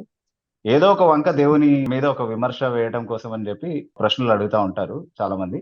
సో వాళ్ళని మనం పట్టించుకోవాల్సినటువంటి అవసరం లేదు. ఎందుకంటే అసలు ఫిర్యాదు చేయాలంటే ఎవరు చేసి ఉండాలి? ఎహెచ్కేలే చేసి ఉండాలి. ఆయనకు లేని ప్రాబ్లము మిగతా వాళ్ళకి ఎందుకు వచ్చింది అసలు? ఆయనకు దేవునితో ప్రాపర్ అండర్‌స్టాండింగ్ ఉంది. దేవుడు చేత అతను ఏ విధంగా అయినా వాడబడ్డానికి సమర్పించుకున్నాడు. దేవుడు అతన్ని అలాగే వాడుకున్నాడు. దానివల్ల ఎహెచ్కేల్‌కు ప్రత్యేకంగా వచ్చినటువంటి నష్టమేం లేదు. ఆ సమయంలో అవసరమైనటువంటి కృప కూడా అలా చేయమని చెప్పినటువంటి దేవుడే అతనికి ఖచ్చితంగా ఇస్తాడు. సో ఆయనకి ప్రాబ్లమ్ లేదు, దేవుడికి ప్రాబ్లమ్ లేదు. మధ్యలో ఒక థర్డ్ పార్టీకి ప్రాబ్లమ్ ఉండాల్సిన అవసరం లేదు. ఓకే దీనా? యాహ్! దీనా మీరు మీ రెండో ప్రశ్న అడగండి. అన్న, నా నెక్స్ట్ క్వశ్చన్ ది ఫస్ట్ దాంట్లోనే ఆన్సర్ వచ్చేసిందన్న. So no next question. Okay. Okay. Fine. Okay. Fine. Yeah! తర్వాత మనోహరి అనే ఐడి నుంచి జాయిన్ అయినటువంటి వారు మీరు అన్మ్యూట్ చేసుకొని మీ పేరు చెప్పి మీ పరిచయం చేసుకొని మీ ప్రశ్న అడగండి. అన్న గుడ్ ఈవినింగ్ అన్న. నా పేరు good evening. Manohari Kamareddy. Yeah! Good evening sir. 2, 3 ప్రశ్నలు ఉన్నాయన్న. ప్రశ్నలైనా సందేహాలైనా కావచ్చు. షూర్. షూర్. ఫస్ట్‌ది సైన్స్ ప్రకారం భూమి కొన్ని అంటే వందల కోట్ల సంవత్సరాల క్రితం ఆవిర్భవించింది అనేది ఉంది కదా. ఓకే. అంటే సృష్టిని దేవుడే చేశాడు కదా. ప్రతిదంటే ఆదాము నుండి అన్ని క్లియర్‌గా రాశారు కాబట్టి బైబిల్ పండితుల ప్రకారం భూమి ఆవిర్భవించింది ఈ సంవత్సరాలు అవుతుందనేది ఏమైనా ఉందా అన్న? ఓకే. అంటే ఇప్పుడు సైన్స్ వాడుతున్నటువంటి డేటింగ్ మెథడ్స్ మీద సైంటిస్ట్స్‌కే చాలా మందికి అంటే సైన్స్‌ని చాలా క్లోజ్‌గా అధ్యయనం చేస్తున్నటువంటి వారికే సంశయాలున్నాయి. దాన్ని సంశయాస్పదంగానే చూస్తా ఉన్నారు. ఆ డేటింగ్ మెథడ్స్ ఆథెంటిక్ కాదు అన్నటువంటి విషయాలు వాళ్ళు కూడా చెప్తా ఉన్నారు.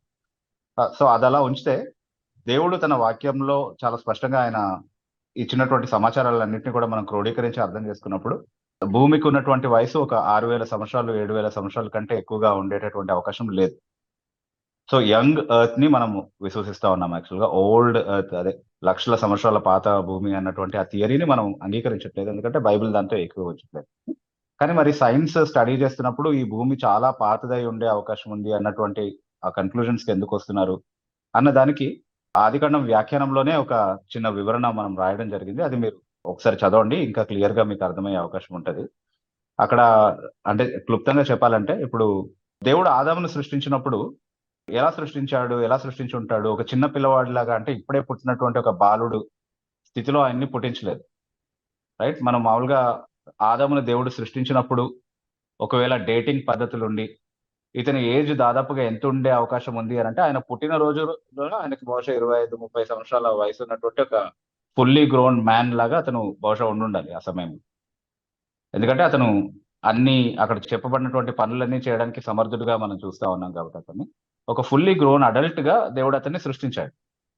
సైంటిఫిక్ మెథడ్స్ ని బట్టి అతని ఏజ్ ని మనం క్యాలిక్యులేట్ చేస్తే అది తేడా వస్తుంది. ఎందుకంటే దేవుడు సాధారణ ప్రక్రియ ద్వారా ఎదిగేటటువంటి ఒక మానవుడిని ఒక మాట చేత సృష్టించడం వల్ల అద్భుతంగా అతన్ని నిర్మించడం జరిగింది అనేది మనం చూస్తా ఉన్నాం. అట్లాగే ఈ భూమి ప్రస్తుతం ఉన్నటువంటి ఫామ్ లో దాన్ని సపోర్ట్ చేసేటటువంటి ప్రక్రియలు, దాని ఫార్మేషన్స్ అవన్నీ కూడా ఒక న్యాచురల్ పద్ధతిలో జరిగితే చాలా లక్షల సంవత్సరాల కాలం పట్టుండే అవకాశం ఉంది అవన్నీ కూడా జరగడానికి. సో సైంటిఫికల్ గా మనం స్టడీ చేస్తున్నప్పుడు అట్లాగే అనిపిస్తుంది.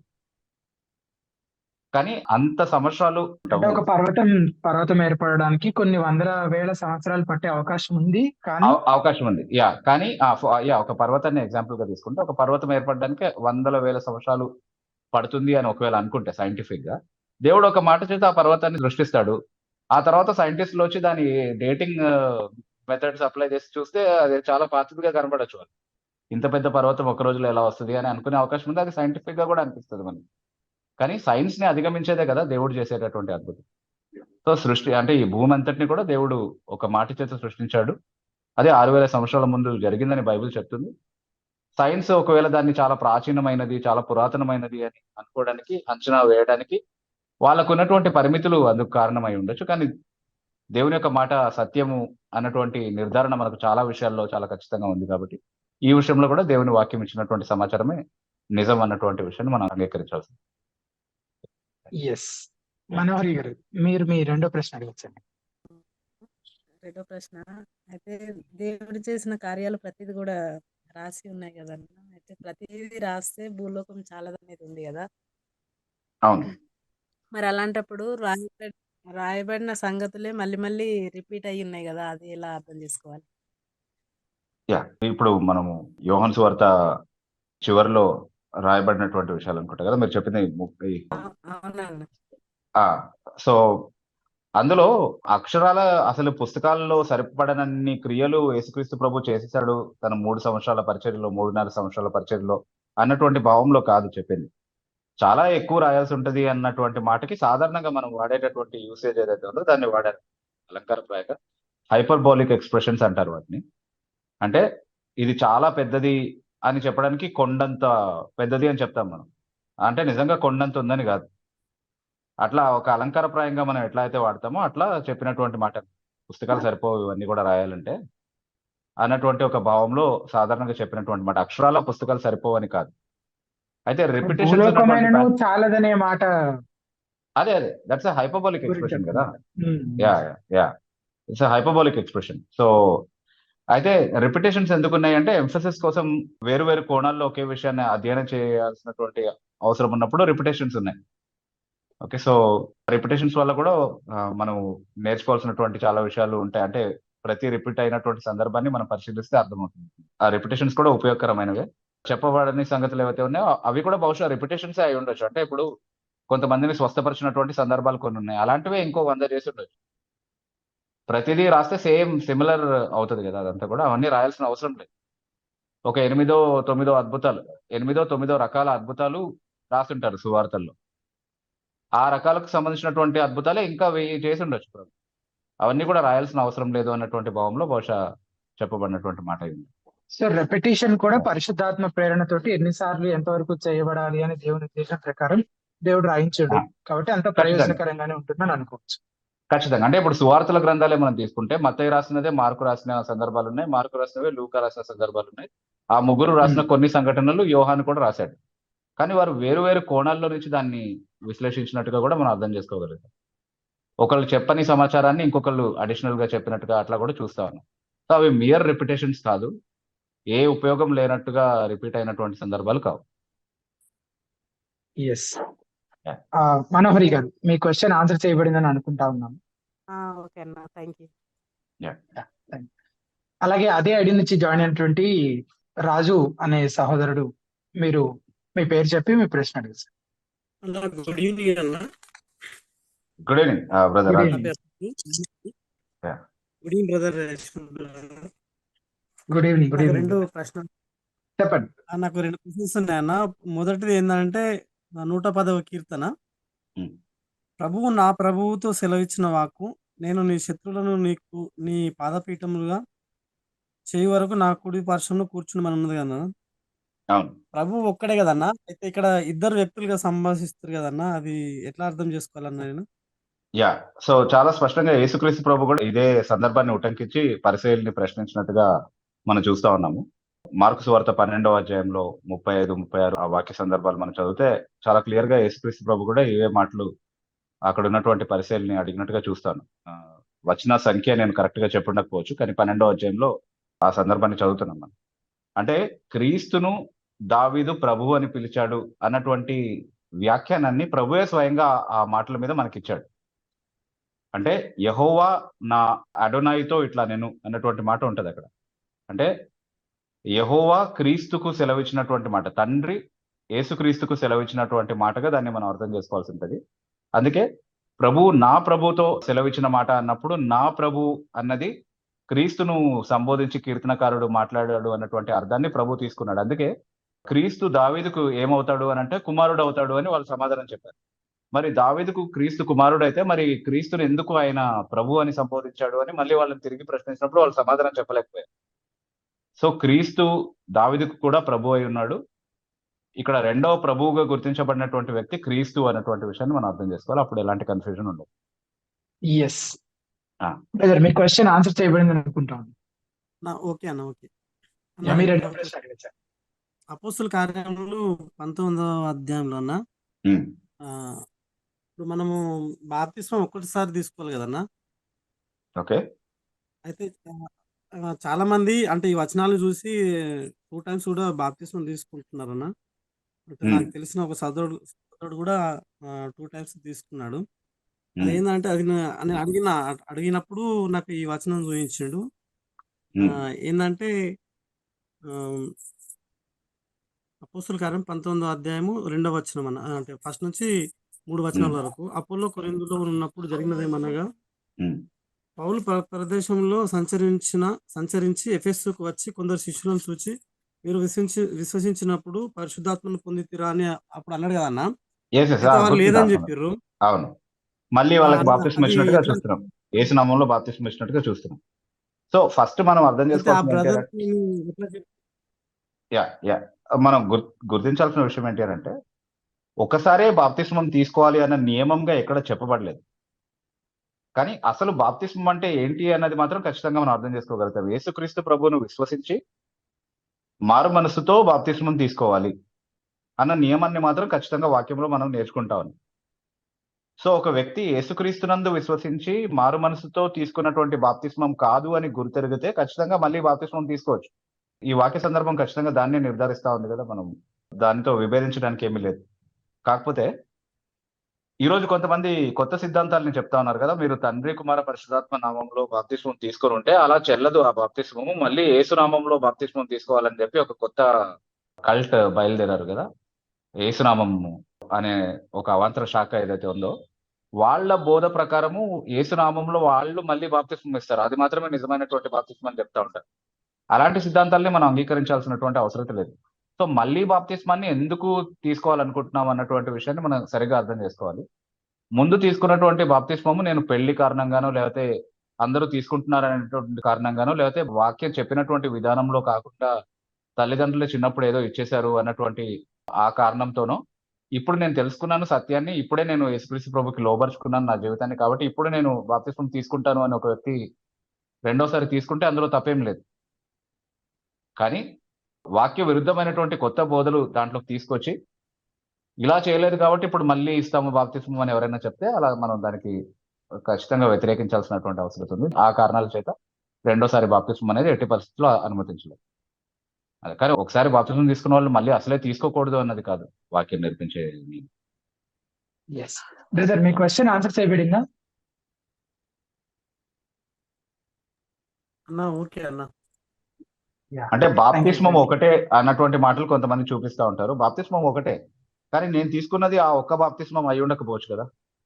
అందుకే కదా ఇక్కడ మళ్ళీ ఇవ్వాల్సినటువంటి పరిస్థితి ఏర్పడింది. ఆ ఒక్క బాప్తిస్మం ఏంటో సరిగ్గా అర్థం చేసుకుని అది తీసుకోవాలి. అంతకు ముందు తీసుకున్నవి బాప్తిస్మాలు కావు అన్నటువంటి విషయాన్ని మనం అర్థం చేసుకోవాలి. Thank you brother. తర్వాత స్రవంతి అనే ఐడి నుంచి జాయిన్ అయినటువంటి వారు, మీరు అన్మ్యూట్ చేసుకొని మీ పేరు చెప్పి మీ ప్రశ్న అడగచ్చు.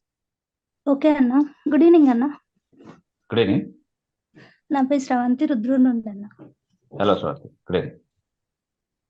ఓకేనా, ఫస్ట్ యోహాను 5వ అధ్యాయం నేను 6వ వచనం చదువుతున్నానన్న. నీళ్ళ ద్వారాను రక్తం ద్వారాను వచ్చిన వాడు ఈయనే, అనగా యేసుక్రీస్తే. అనేసి ఇక్కడ ఉందన్న. ఓకే, మళ్ళీ సెకండ్ యోహాను 7వ వచనమన్న. ఆ. యేసుక్రీస్తు శరీరధారి అయి వచ్చినని ఒప్పుకొనని వంచకులు అనేకులు లోకంలో బయలుదేరి ఉన్నారు. ఆ. సో ఇక్కడ ఏంటంటే అన్న, ఇప్పుడు నీళ్ళ ద్వారా రక్తం ద్వారా వచ్చారన్నారు, మరి ఇక్కడ శరీరధారి అయి వచ్చారన్నాడు.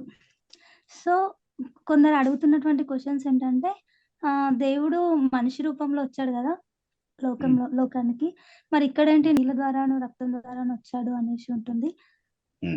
వాళ్ళకి నేను ఏ విధంగా ఈ వర్సెస్ ని, అంటే ఇప్పుడు అక్కడ ఇక్కడ అంటే ఈ కాంట్రాడిక్ట్ ఉంది కదా అన్న, నేను వాళ్ళకి ఆన్సర్ ఎలా చేయాలి చెప్పండి. ఎస్, యాక్చువల్ ఇది కాంట్రడిక్షన్ ఏం కాదు. యేసుక్రీస్తు ప్రభు శరీరధారిగా వచ్చాడు అనేది ఆయన మానవ అవతారాన్ని గురించి మాట. ఆయన నీటి ద్వారాను రక్తం ద్వారాను వచ్చాడు అనేటువంటి మాట ఆయన చేసినటువంటి పరిచర్యకు సంబంధించినటువంటి విషయం. నీటి ద్వారా ఆయన వచ్చాడు అంటే నీటి సాక్ష్యము దేవుడు అతనికి ఇచ్చాడు అని మనకు తెలుసు కదా. ఆయన బాప్తిస్మం తీసుకున్నటువంటి సందర్భంలో జరిగినటువంటి అద్భుతం మనకు తెలుసు. ఆయన మీదకి పరిశుద్ధాత్మ దిగి రావటము, అలాగే ఈయన నా ప్రియ కుమారుడు అని దేవుడు సాక్ష్యం ఇవ్వడం ఆయన బాప్తిస్మంతో ముడిపడినటువంటి ఒక సంఘటనగా మనం చదువుతా ఉన్నాం. నీటి ద్వారా దేవుడు అతనికి సాక్ష్యం ఇచ్చాడు అన్నటువంటి విషయాన్ని చదువుతా ఉన్నాము. అలాగే రక్తము ద్వారా అంటే యేసుక్రీస్తు ప్రభు మరణం అవునంతగా తను తాను విధేయత చూపించడం ద్వారానే శరీరధారిగా ఆయన రావడంలో ఉన్నటువంటి ఉద్దేశాన్ని సంపూర్ణంగా నెరవేర్చాడు. ఆ విధంగా ఆయన మరణం పొందినంత వరకు, శిలువ మరణం పొందినంత వరకు దేవునికి నమ్మకంగా ఉన్నటువంటి దేవుని యథార్థమైనటువంటి సాక్షిగా నిర్ధారించబడింది. కాబట్టి నీటి ద్వారాను రక్తము ద్వారాను అతని పరిచర్య యథార్థమని రుజువు చేయబడింది. ఇలా నీటి ద్వారాను రక్తము ద్వారాను వచ్చినటువంటి ఆ క్రీస్తుని నేను ప్రకటిస్తున్నాను అన్నటువంటి భావంలో యోహాన్ మాట్లాడుతున్నాడు అనమాట. ఆ క్రీస్తు నీటి ద్వారాను రక్తము ద్వారాను రావడానికి ఆయన ఖచ్చితంగా శరీరధారిగా రావాలి కదా. రక్తం ఎక్కడి నుంచి వస్తుంది? శరీరధారి కాకపోతే. కాబట్టి అది కాంట్రడిక్షన్ కాదు.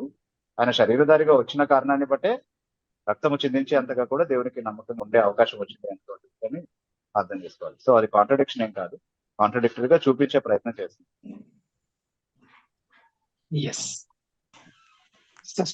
మీ రెండో ప్రశ్న అడగండి సార్. ఓకే అన్న. మత్తయి 24:13 అంతము వరకు సహించిన వాడెవడో వాడే రక్షింపబడును.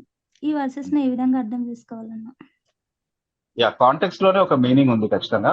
శ్రమల దినాన్ని గురించి, మహాశ్రమల దినాన్ని గురించి అప్పటి వరకు ఎప్పుడు ఎవరు చూడని వినని మహాశ్రమలు కలుగుతాయి అన్నటువంటి మాటల గురించి మాట్లాడుతా ఉంది.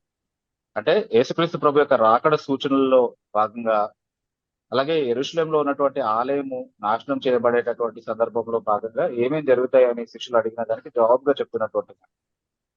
సో చాలా గొప్ప శ్రమలు రాబోతున్నాయి, అనేకుల ప్రేమ చల్లారుతుంది అన్నటువంటి మాట కూడా అదే అధ్యాయం సందర్భంలో మనం చదువుతాం.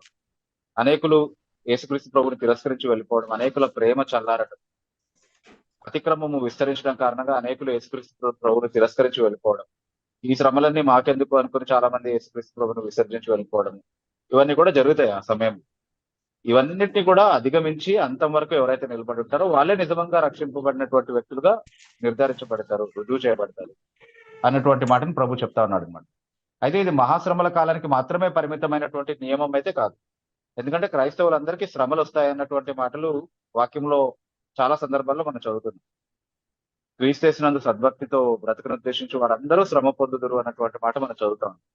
సో ఏదో ఒక పరిమాణంలో ప్రతి క్రైస్తవుడు ఏదో ఒక సందర్భంలో తన జీవితంలో శ్రమలు ఎదుర్కొంటాడు. సువార్త కారణం శ్రమలు అంటే సాధారణంగా మనుషులకు వచ్చేటటువంటి శ్రమల గురించి మాట్లాడలేదు, అందరికీ వస్తాయి. క్రైస్తవులకి వస్తాయి, హిందువులకి వస్తాయి. అనారోగ్యం వచ్చినప్పుడు, వ్యాధులు వచ్చినప్పుడు, ఇదిగో నేను ఈ సిలువను మోస్తున్నాను అని బిల్డప్ ఇవ్వాల్సిన అవసరం లేదు. ఓకే, అందరికి వచ్చేదే. దాని గురించి కాదు, సువార్త నిమిత్తమై హింసలు ఎదుర్కొనేటటువంటి పరిస్థితులు అందరి జీవితంలో ఏదో ఒక కారణాన్ని బట్టి వస్తాయి. వాటిని అధిగమించి ప్రభువుకి నమ్మకంగా ఉండేటటువంటి వాడు నిజంగా రక్షింపబడినటువంటి వాడుగా రుజువు చేయబడి, సో అంతం వరకు నిల్చుండే వాడు మాత్రమే రక్షింపబడతాడు. వితువాని ఉపమానంలో అదే చదువుతున్నాం కదా మనం. కొందరు వాక్యాన్ని సంతోషంతో విని వెంటనే అంగీకరిస్తారంట, కానీ వాక్యం నిమిత్తమై శ్రమలు కానీ శోధనలు కానీ వచ్చినప్పుడు వాళ్ళు తొలగిపోతారు. అంటే కొంతకాలం మట్టుకే నమ్మి శోధన కాలం అందు తొలగిపోయేటటువంటి విశ్వాసం కలిగినటువంటి వాళ్ళు. అలా తొలగిపోయినటువంటి వాళ్ళు యథార్థమైనటువంటి విశ్వాసులు కాదు, నిజంగా అంతవరకు నిలిచి ఉండే వాళ్ళే నూరంతలుగా ఫలించేటటువంటి విశ్వాసులుగా ఉంటారు. రైట్. సో అదే భావంలో దాన్ని సిస్టర్ మీ రెండు క్వశ్చన్స్ ఆన్సర్ చేయబడినాయా? ఎస్ అన్న, థ్యాంక్ యూ అన్న. Thank you so much sister. తర్వాత సింధూర అనే ఐడి నుంచి జాయిన్ అయినటువంటి వారు మీరు అన్మ్యూట్ చేసుకొని మీ పేరు చెప్పి మీ ప్రశ్న అడగచ్చు. గుడ్ ఈవినింగ్ అన్న. నా పేరు సింధూర. నేను నిజామాబాద్ నుంచి మాట్లాడుతున్నాను అన్న. Good evening sister Sindhu. నా ఫస్ట్ క్వశ్చన్ వచ్చేసి, అన్యులైన గరికపాటి గారు కూడా వాస్తులను మూఢనమ్మకాలను చూడడం లేదు, వాటిని నమ్మకూడదని అంటున్నారు. అయితే క్రైస్తవులు అనబడే వారు మాత్రం ఈ విషయాల్లో ముందుంటున్నారు. వారిని నిజంగా రక్షించబడిన వారుగా చూడొచ్చా మనం అనేది క్వశ్చన్ ఫస్ట్ వన్. అంటే ఈ ప్రోగ్రామ్ స్టార్టింగ్ లోనే పురాతనమైన మార్గాలు అంటే ఏంటి, వాటిని ఎలా అడిగి తెలుసుకోవాలి, ఎలా నేర్చుకోవాలని ఒక ప్రశ్న అడిగాడు కదా తమ్ముడు. ఆ ప్రశ్న గుర్తొస్తా ఉన్నాను. క్రైస్తవులు పురాతనమైన మార్గాల్ని మర్చిపోయారు. ప్రవక్తలు అపోస్తలు మనకు నేర్పించినటువంటి మార్గం ఏదైతే ఉందో, వాక్యానుసారమైనటువంటి మార్గం, దాన్ని మర్చిపోయారు. మనకు మేలు దేవుడు మన జీవితంలో మన ఇళ్లలో ఉండడం కారణంగా కలుగుతుంది, వాస్తు సరిగా ఉండడం ద్వారా కాదు మనకు మేలు కలిగేది అన్నటువంటి విషయాన్ని క్రైస్తవులు పూర్తిగా మర్చిపోయినట్టుగా మనకు అనిపిస్తుంది. యెహోవా మనకు దేవుడుగా కలిగి ఉండడమే గొప్ప భాగ్యం. యెహోవా నా కాపరి కాబట్టి నాకు లేమి కలగదు. నాకు కాపరిగా యెహోవా లేకపోతే, నా ఇల్లు కట్టినవాడు, నా కుటుంబాన్ని నిర్మించేటటువంటి వాడు యెహోవా కాకపోతే, నాకు ఆస్తి సరిగ్గా ఉంటాయేంటి, ఏం సరిగ్గా ఉంటాయేంటి, ఏది కూడా నాకు ఆశీర్వాదం కాదు. కానీ యెహోవా నాకు కాపరిగా ఉంటే, నేను నిజంగా శ్రమల గుండా వెళ్తున్నప్పుడు కూడా ఆయన నాతో ఉన్నాడు అన్నటువంటి ఆ ఆదరణ మనకు సరిపోతుంది. కానీ క్రైస్తవులు వారికి నిజంగా ప్రయోజనం కలిగేటటువంటి విషయాల్ని, నిజంగా మేలు కలిగేటటువంటి విషయాల్ని విసర్జించి అన్యులు నేర్పించినటువంటి మూఢ భక్తిని, మూఢ విశ్వాసాన్ని ఆచరించాలని వాళ్ళు తమను తాము ఒక అబద్ధపు విశ్వాసానికి సమర్పించుకున్నటువంటి పరిస్థితిలో మనం చూస్తా ఉన్నాం.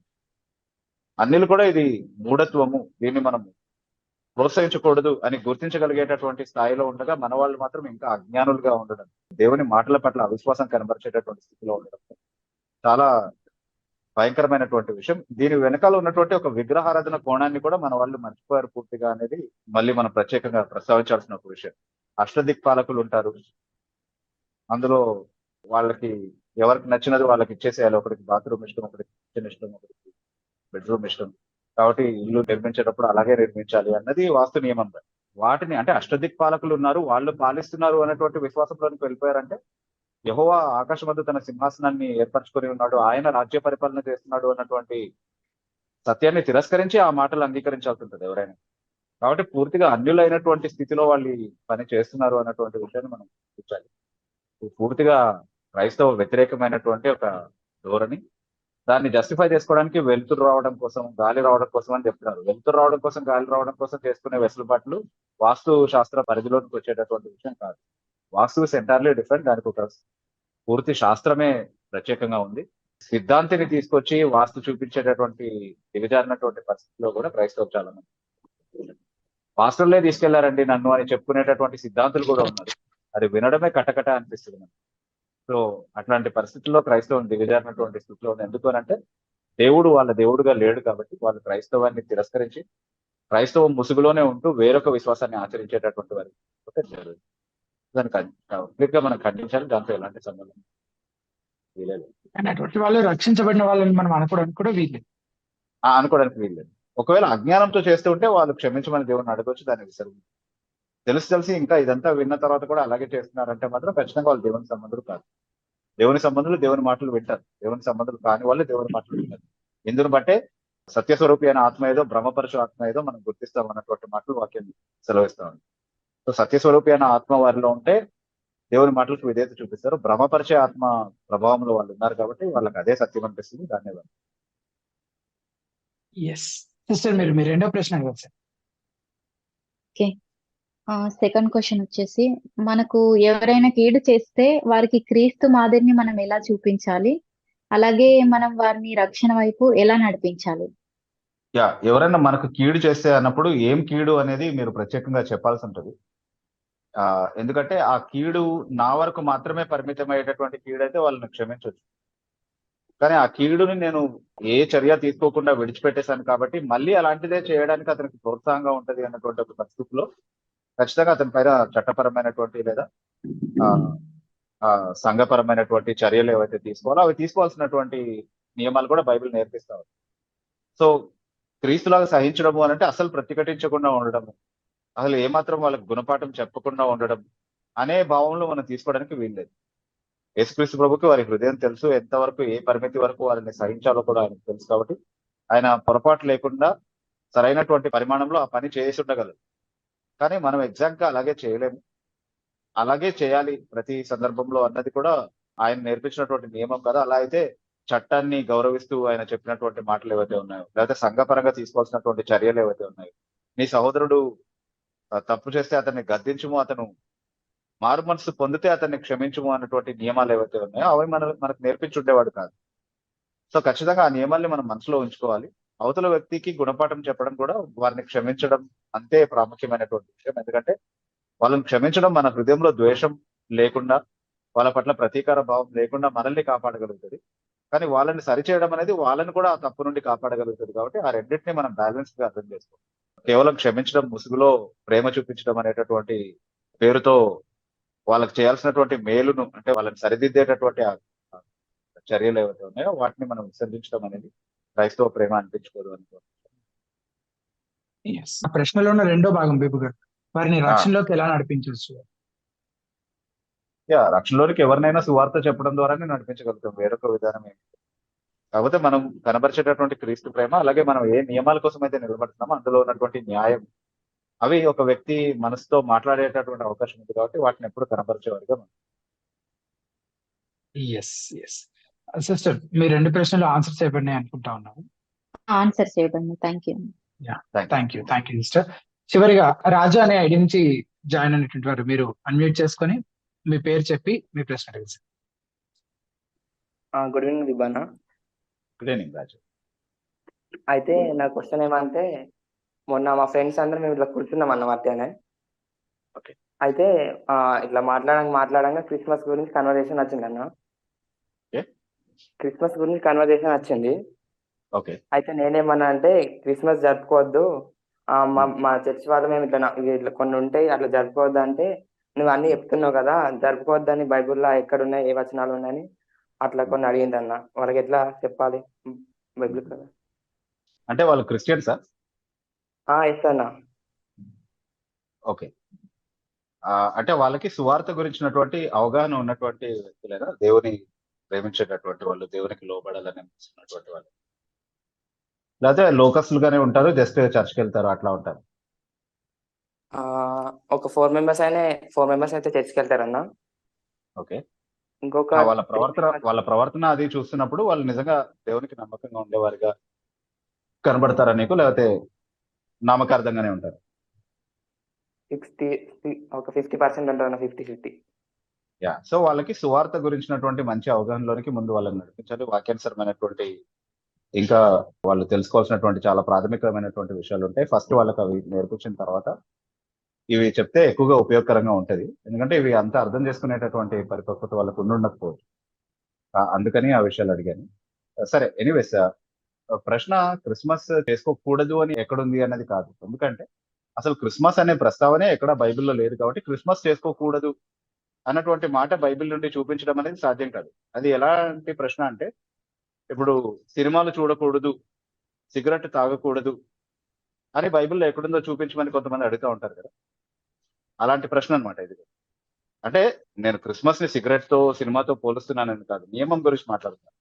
అంటే ఆ సమయంలో అలవాట్లో లేనటువంటి విషయాలు బైబిల్ పేరుతో ప్రస్తావించి ఇది చేయకూడదు అని చెప్పేటటువంటి అవకాశం ఉందా అంటే అలా చేయొచ్చు దేవుడు కావాలంటే. కానీ అలా చేయలేదు, అన్ని విషయాల్లోనూ అలా చేయలేదు. సినిమాల గురించి ఎందుకు రాయలేదు అంటే, సినిమాలకి ఓపెన్ గా అనుమతి ఇచ్చేసాడా దేవుడు మనకి? సినిమాలు ఎలా ఉన్నా మనం చూడొచ్చు అన్నటువంటి అనుమతి ఉన్నట్టు తీసుకోవాలా బైబిల్లో? అలా కాదు. బైబిల్ బోధలో ఉన్నటువంటి నియమాలకి తగినటువంటి నిర్ణయాలు ఎప్పుడు కూడా మనం తీసుకోవాలి. ఏదైనా చేయాలా చేయొద్దా అనేది బైబిల్లో దేవుడు బయలుపరిచినటువంటి నియమాలకు అనుగుణంగా మనం తీసుకుంటాం. సో దేవుడిని ఆరాధించే విషయంలో దేవునికి మనం ఏం చేయాలి, ఏం చేయకూడదు అన్నటువంటి నియమాలు బైబిల్లో ఉన్నాయి. దేవుడు ఎలా ఆరాధించబడాలి అన్నటువంటి విషయాలు ఆయనే నేర్పిస్తాడు. మనం సొంతంగా తయారు చేసే విషయాలు కావాలి. ఆయన వాక్యానుసారంగా ఆయన్ని ఆరాధిస్తేనే అది ఆయనకు అంగీకారంగా ఉంటది అన్నటువంటి నియమాలు చాలా ఖచ్చితంగా వాక్యంలో మనం నేర్చుకుంటాం చాలా సందర్భాల్లో. సో ఆత్మతోనూ సత్యంతోనూ ఆయన్ని ఆరాధించాలి. ఆయన వాక్యమే సత్యం కాబట్టి సత్యానుగుణంగా మనం ఆయన్ని ఆరాధించే వారిగా ఉండాలి. నాకు తోచిన పద్ధతిలో నేను ఇష్టమైనటువంటి విధానాల్లో దేవునికి ఆరాధన విధానాలని కల్పించుకుంటాను. అవన్నీ కూడా దేవుడు అంగీకరించాలి అన్నటువంటి ఎక్స్పెక్టేషన్ తో నేను దేవుని సన్నిధికి వెళ్ళడానికి అనుమతి లేదు.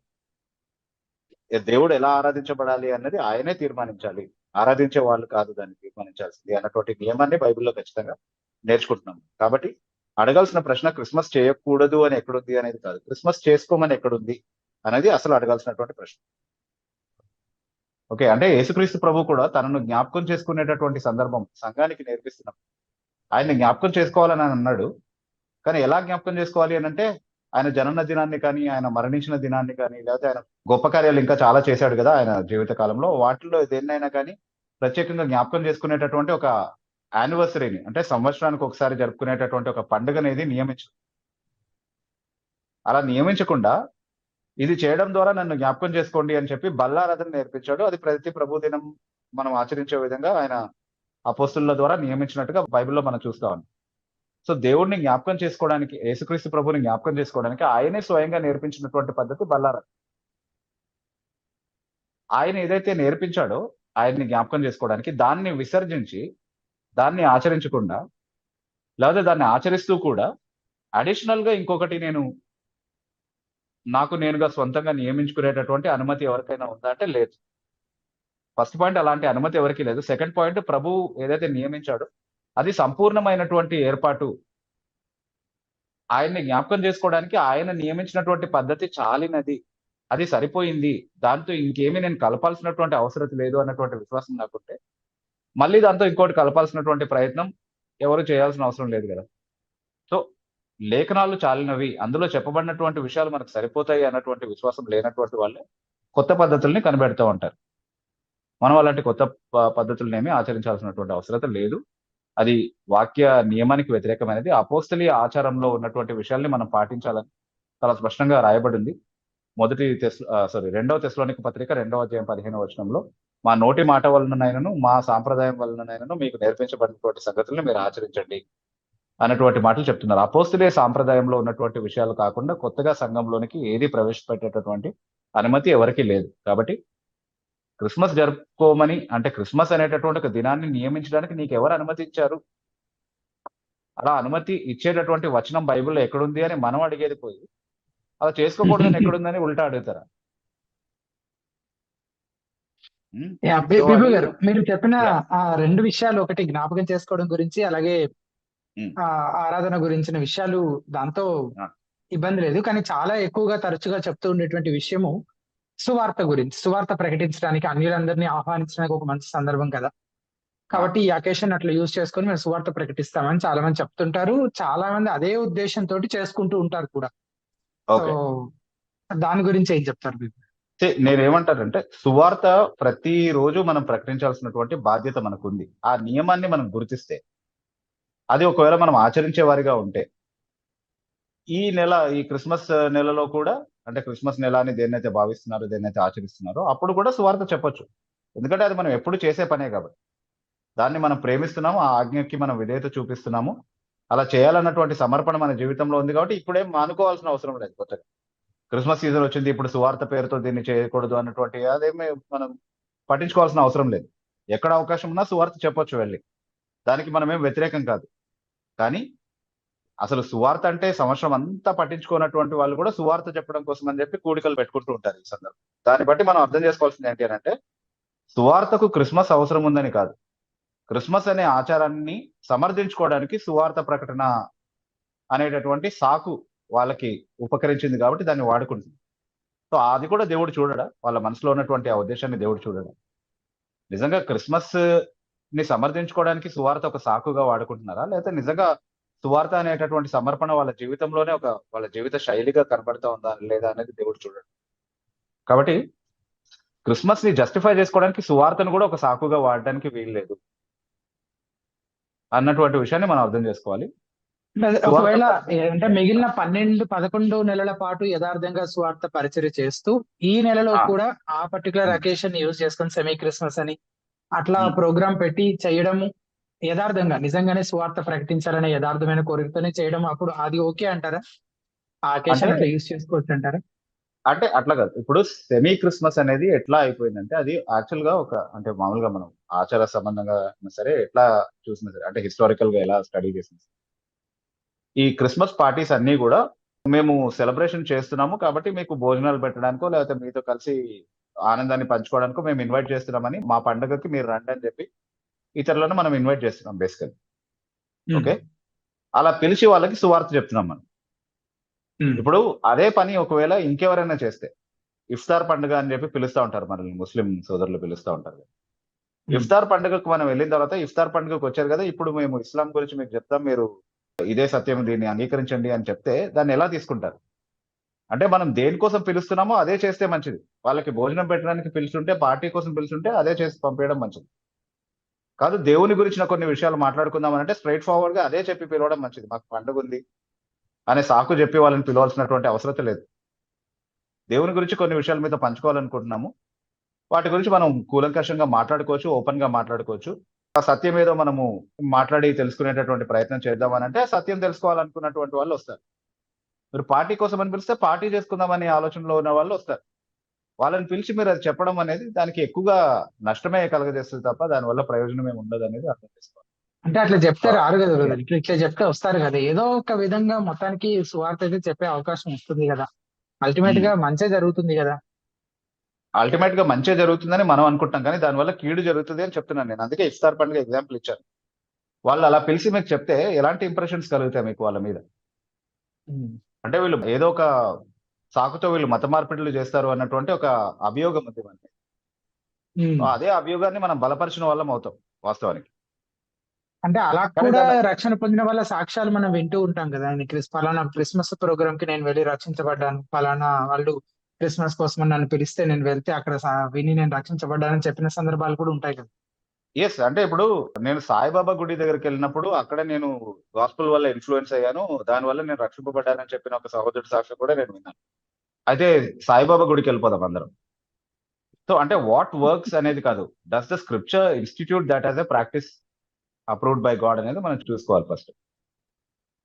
ఓకే, సో మనం సువార్త చేద్దాం, అన్ని నెలల్లోనూ చేద్దాం, అవకాశం ఉన్నప్పుడు చేద్దాం, అవకాశం లేనప్పుడు చేద్దాం, కానీ వాటికి సాకులు అవసరం లేదు అని అంటున్నాను నేను. సువార్త చేయడం స్ట్రైట్ ఫార్వర్డ్ గా నేను దేవుని గురించే మాట్లాడుతున్నాను. అవును, నువ్వు మత మార్పిడి చేస్తున్నావు అంటే నేనేం కాదని లేదే, నువ్వు మారటమే నాకు కావాలి అని స్ట్రైట్ గా మనం చెప్పగలగాలి.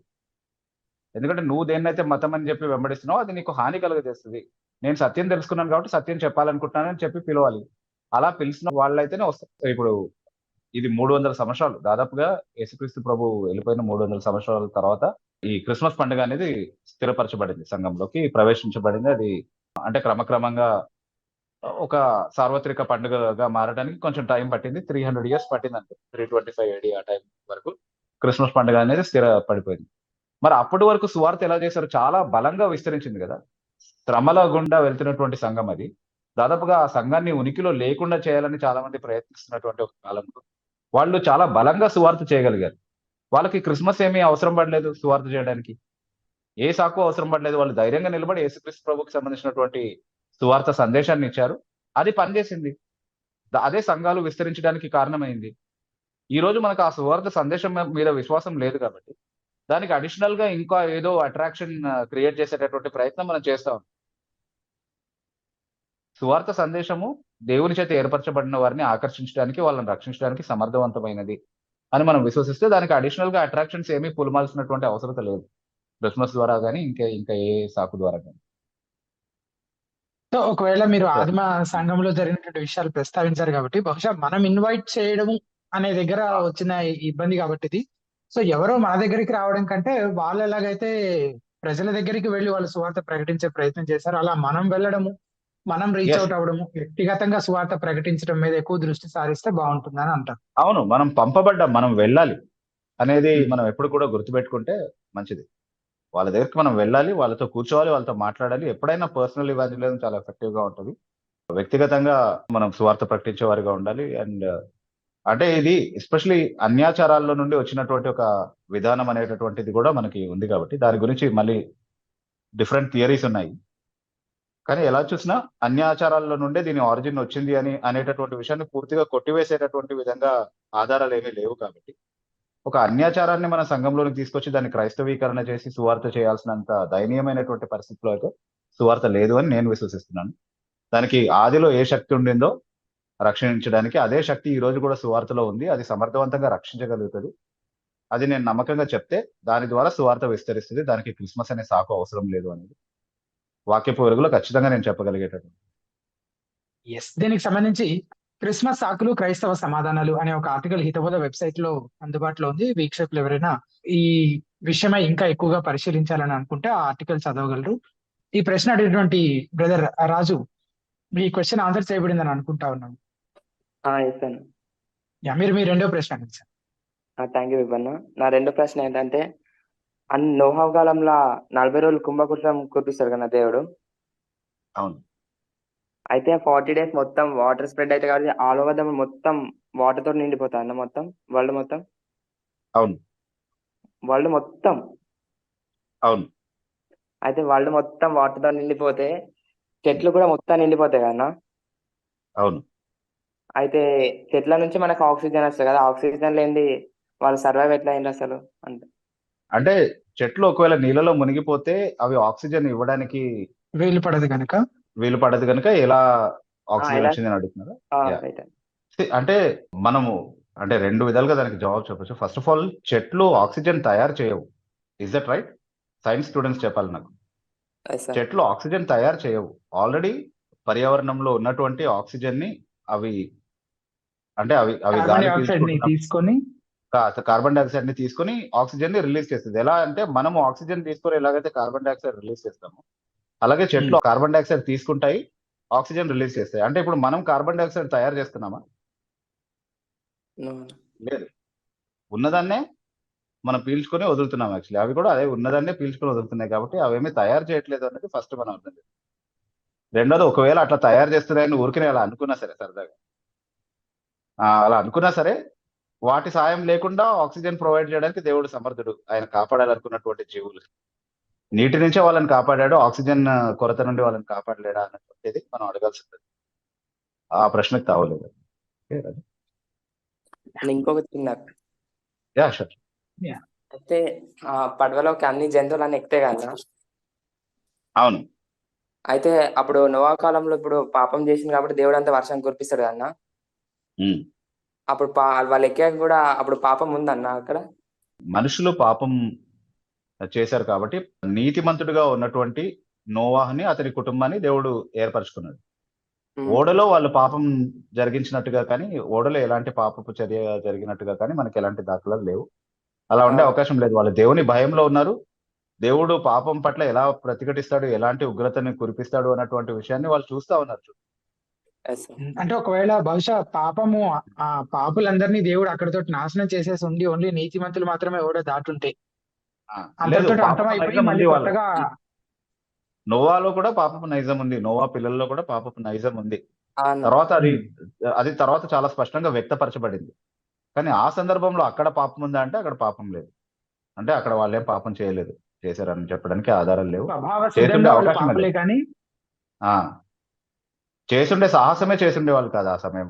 బాబా, ఈ పాపము చేసిన వాళ్ళ నుండి దేవుడు మనల్ని తప్పించాడు కాబట్టి మనం దేవుని ఎడల భయభక్తులు కలగాలన్నటువంటి మనసే వాళ్ళకు ఉంటుంది ఖచ్చితంగా ఆ సమయం.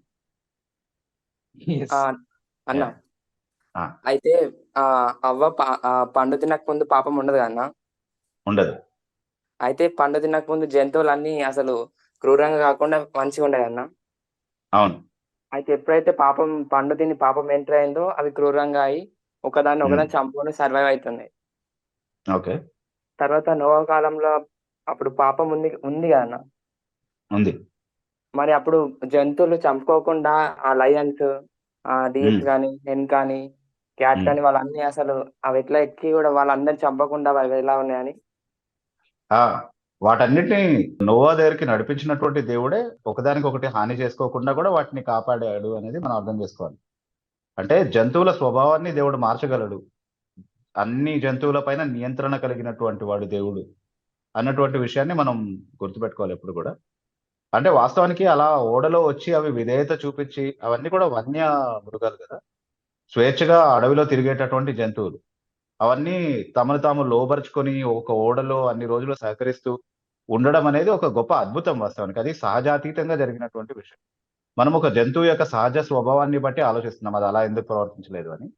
కానీ వాటి సహజ ప్రవృత్తిని అధిగమిస్తూ దేవుడు చేసినటువంటి ఒక అద్భుతాన్ని గురించి అక్కడ చదువుతా ఉన్నాం. సో దేవుడు నేరుగా జోక్యం చేసుకొని నియంత్రించినటువంటి ఒక పరిస్థితిని గురించి ఆ సందర్భం మనకు తెలియజేస్తా ఉంది. అలా దేవుడు ఎప్పుడైనా చేయగలడు. సహజ నియమాలకు అతీతంగా దేవుడు కార్యం చేయగలడు. దాన్ని అద్భుతం అని కూడా పిలుస్తా ఉన్నాము. సో దేవుడు ఒక అలాగే వాటిని క్రూర నియమించాడని మృగాలు సాధువుగా ప్రవర్తించే అవకాశం, అదే ప్రవర్తించగలిగితేనే కలిసి ఉండగలవు.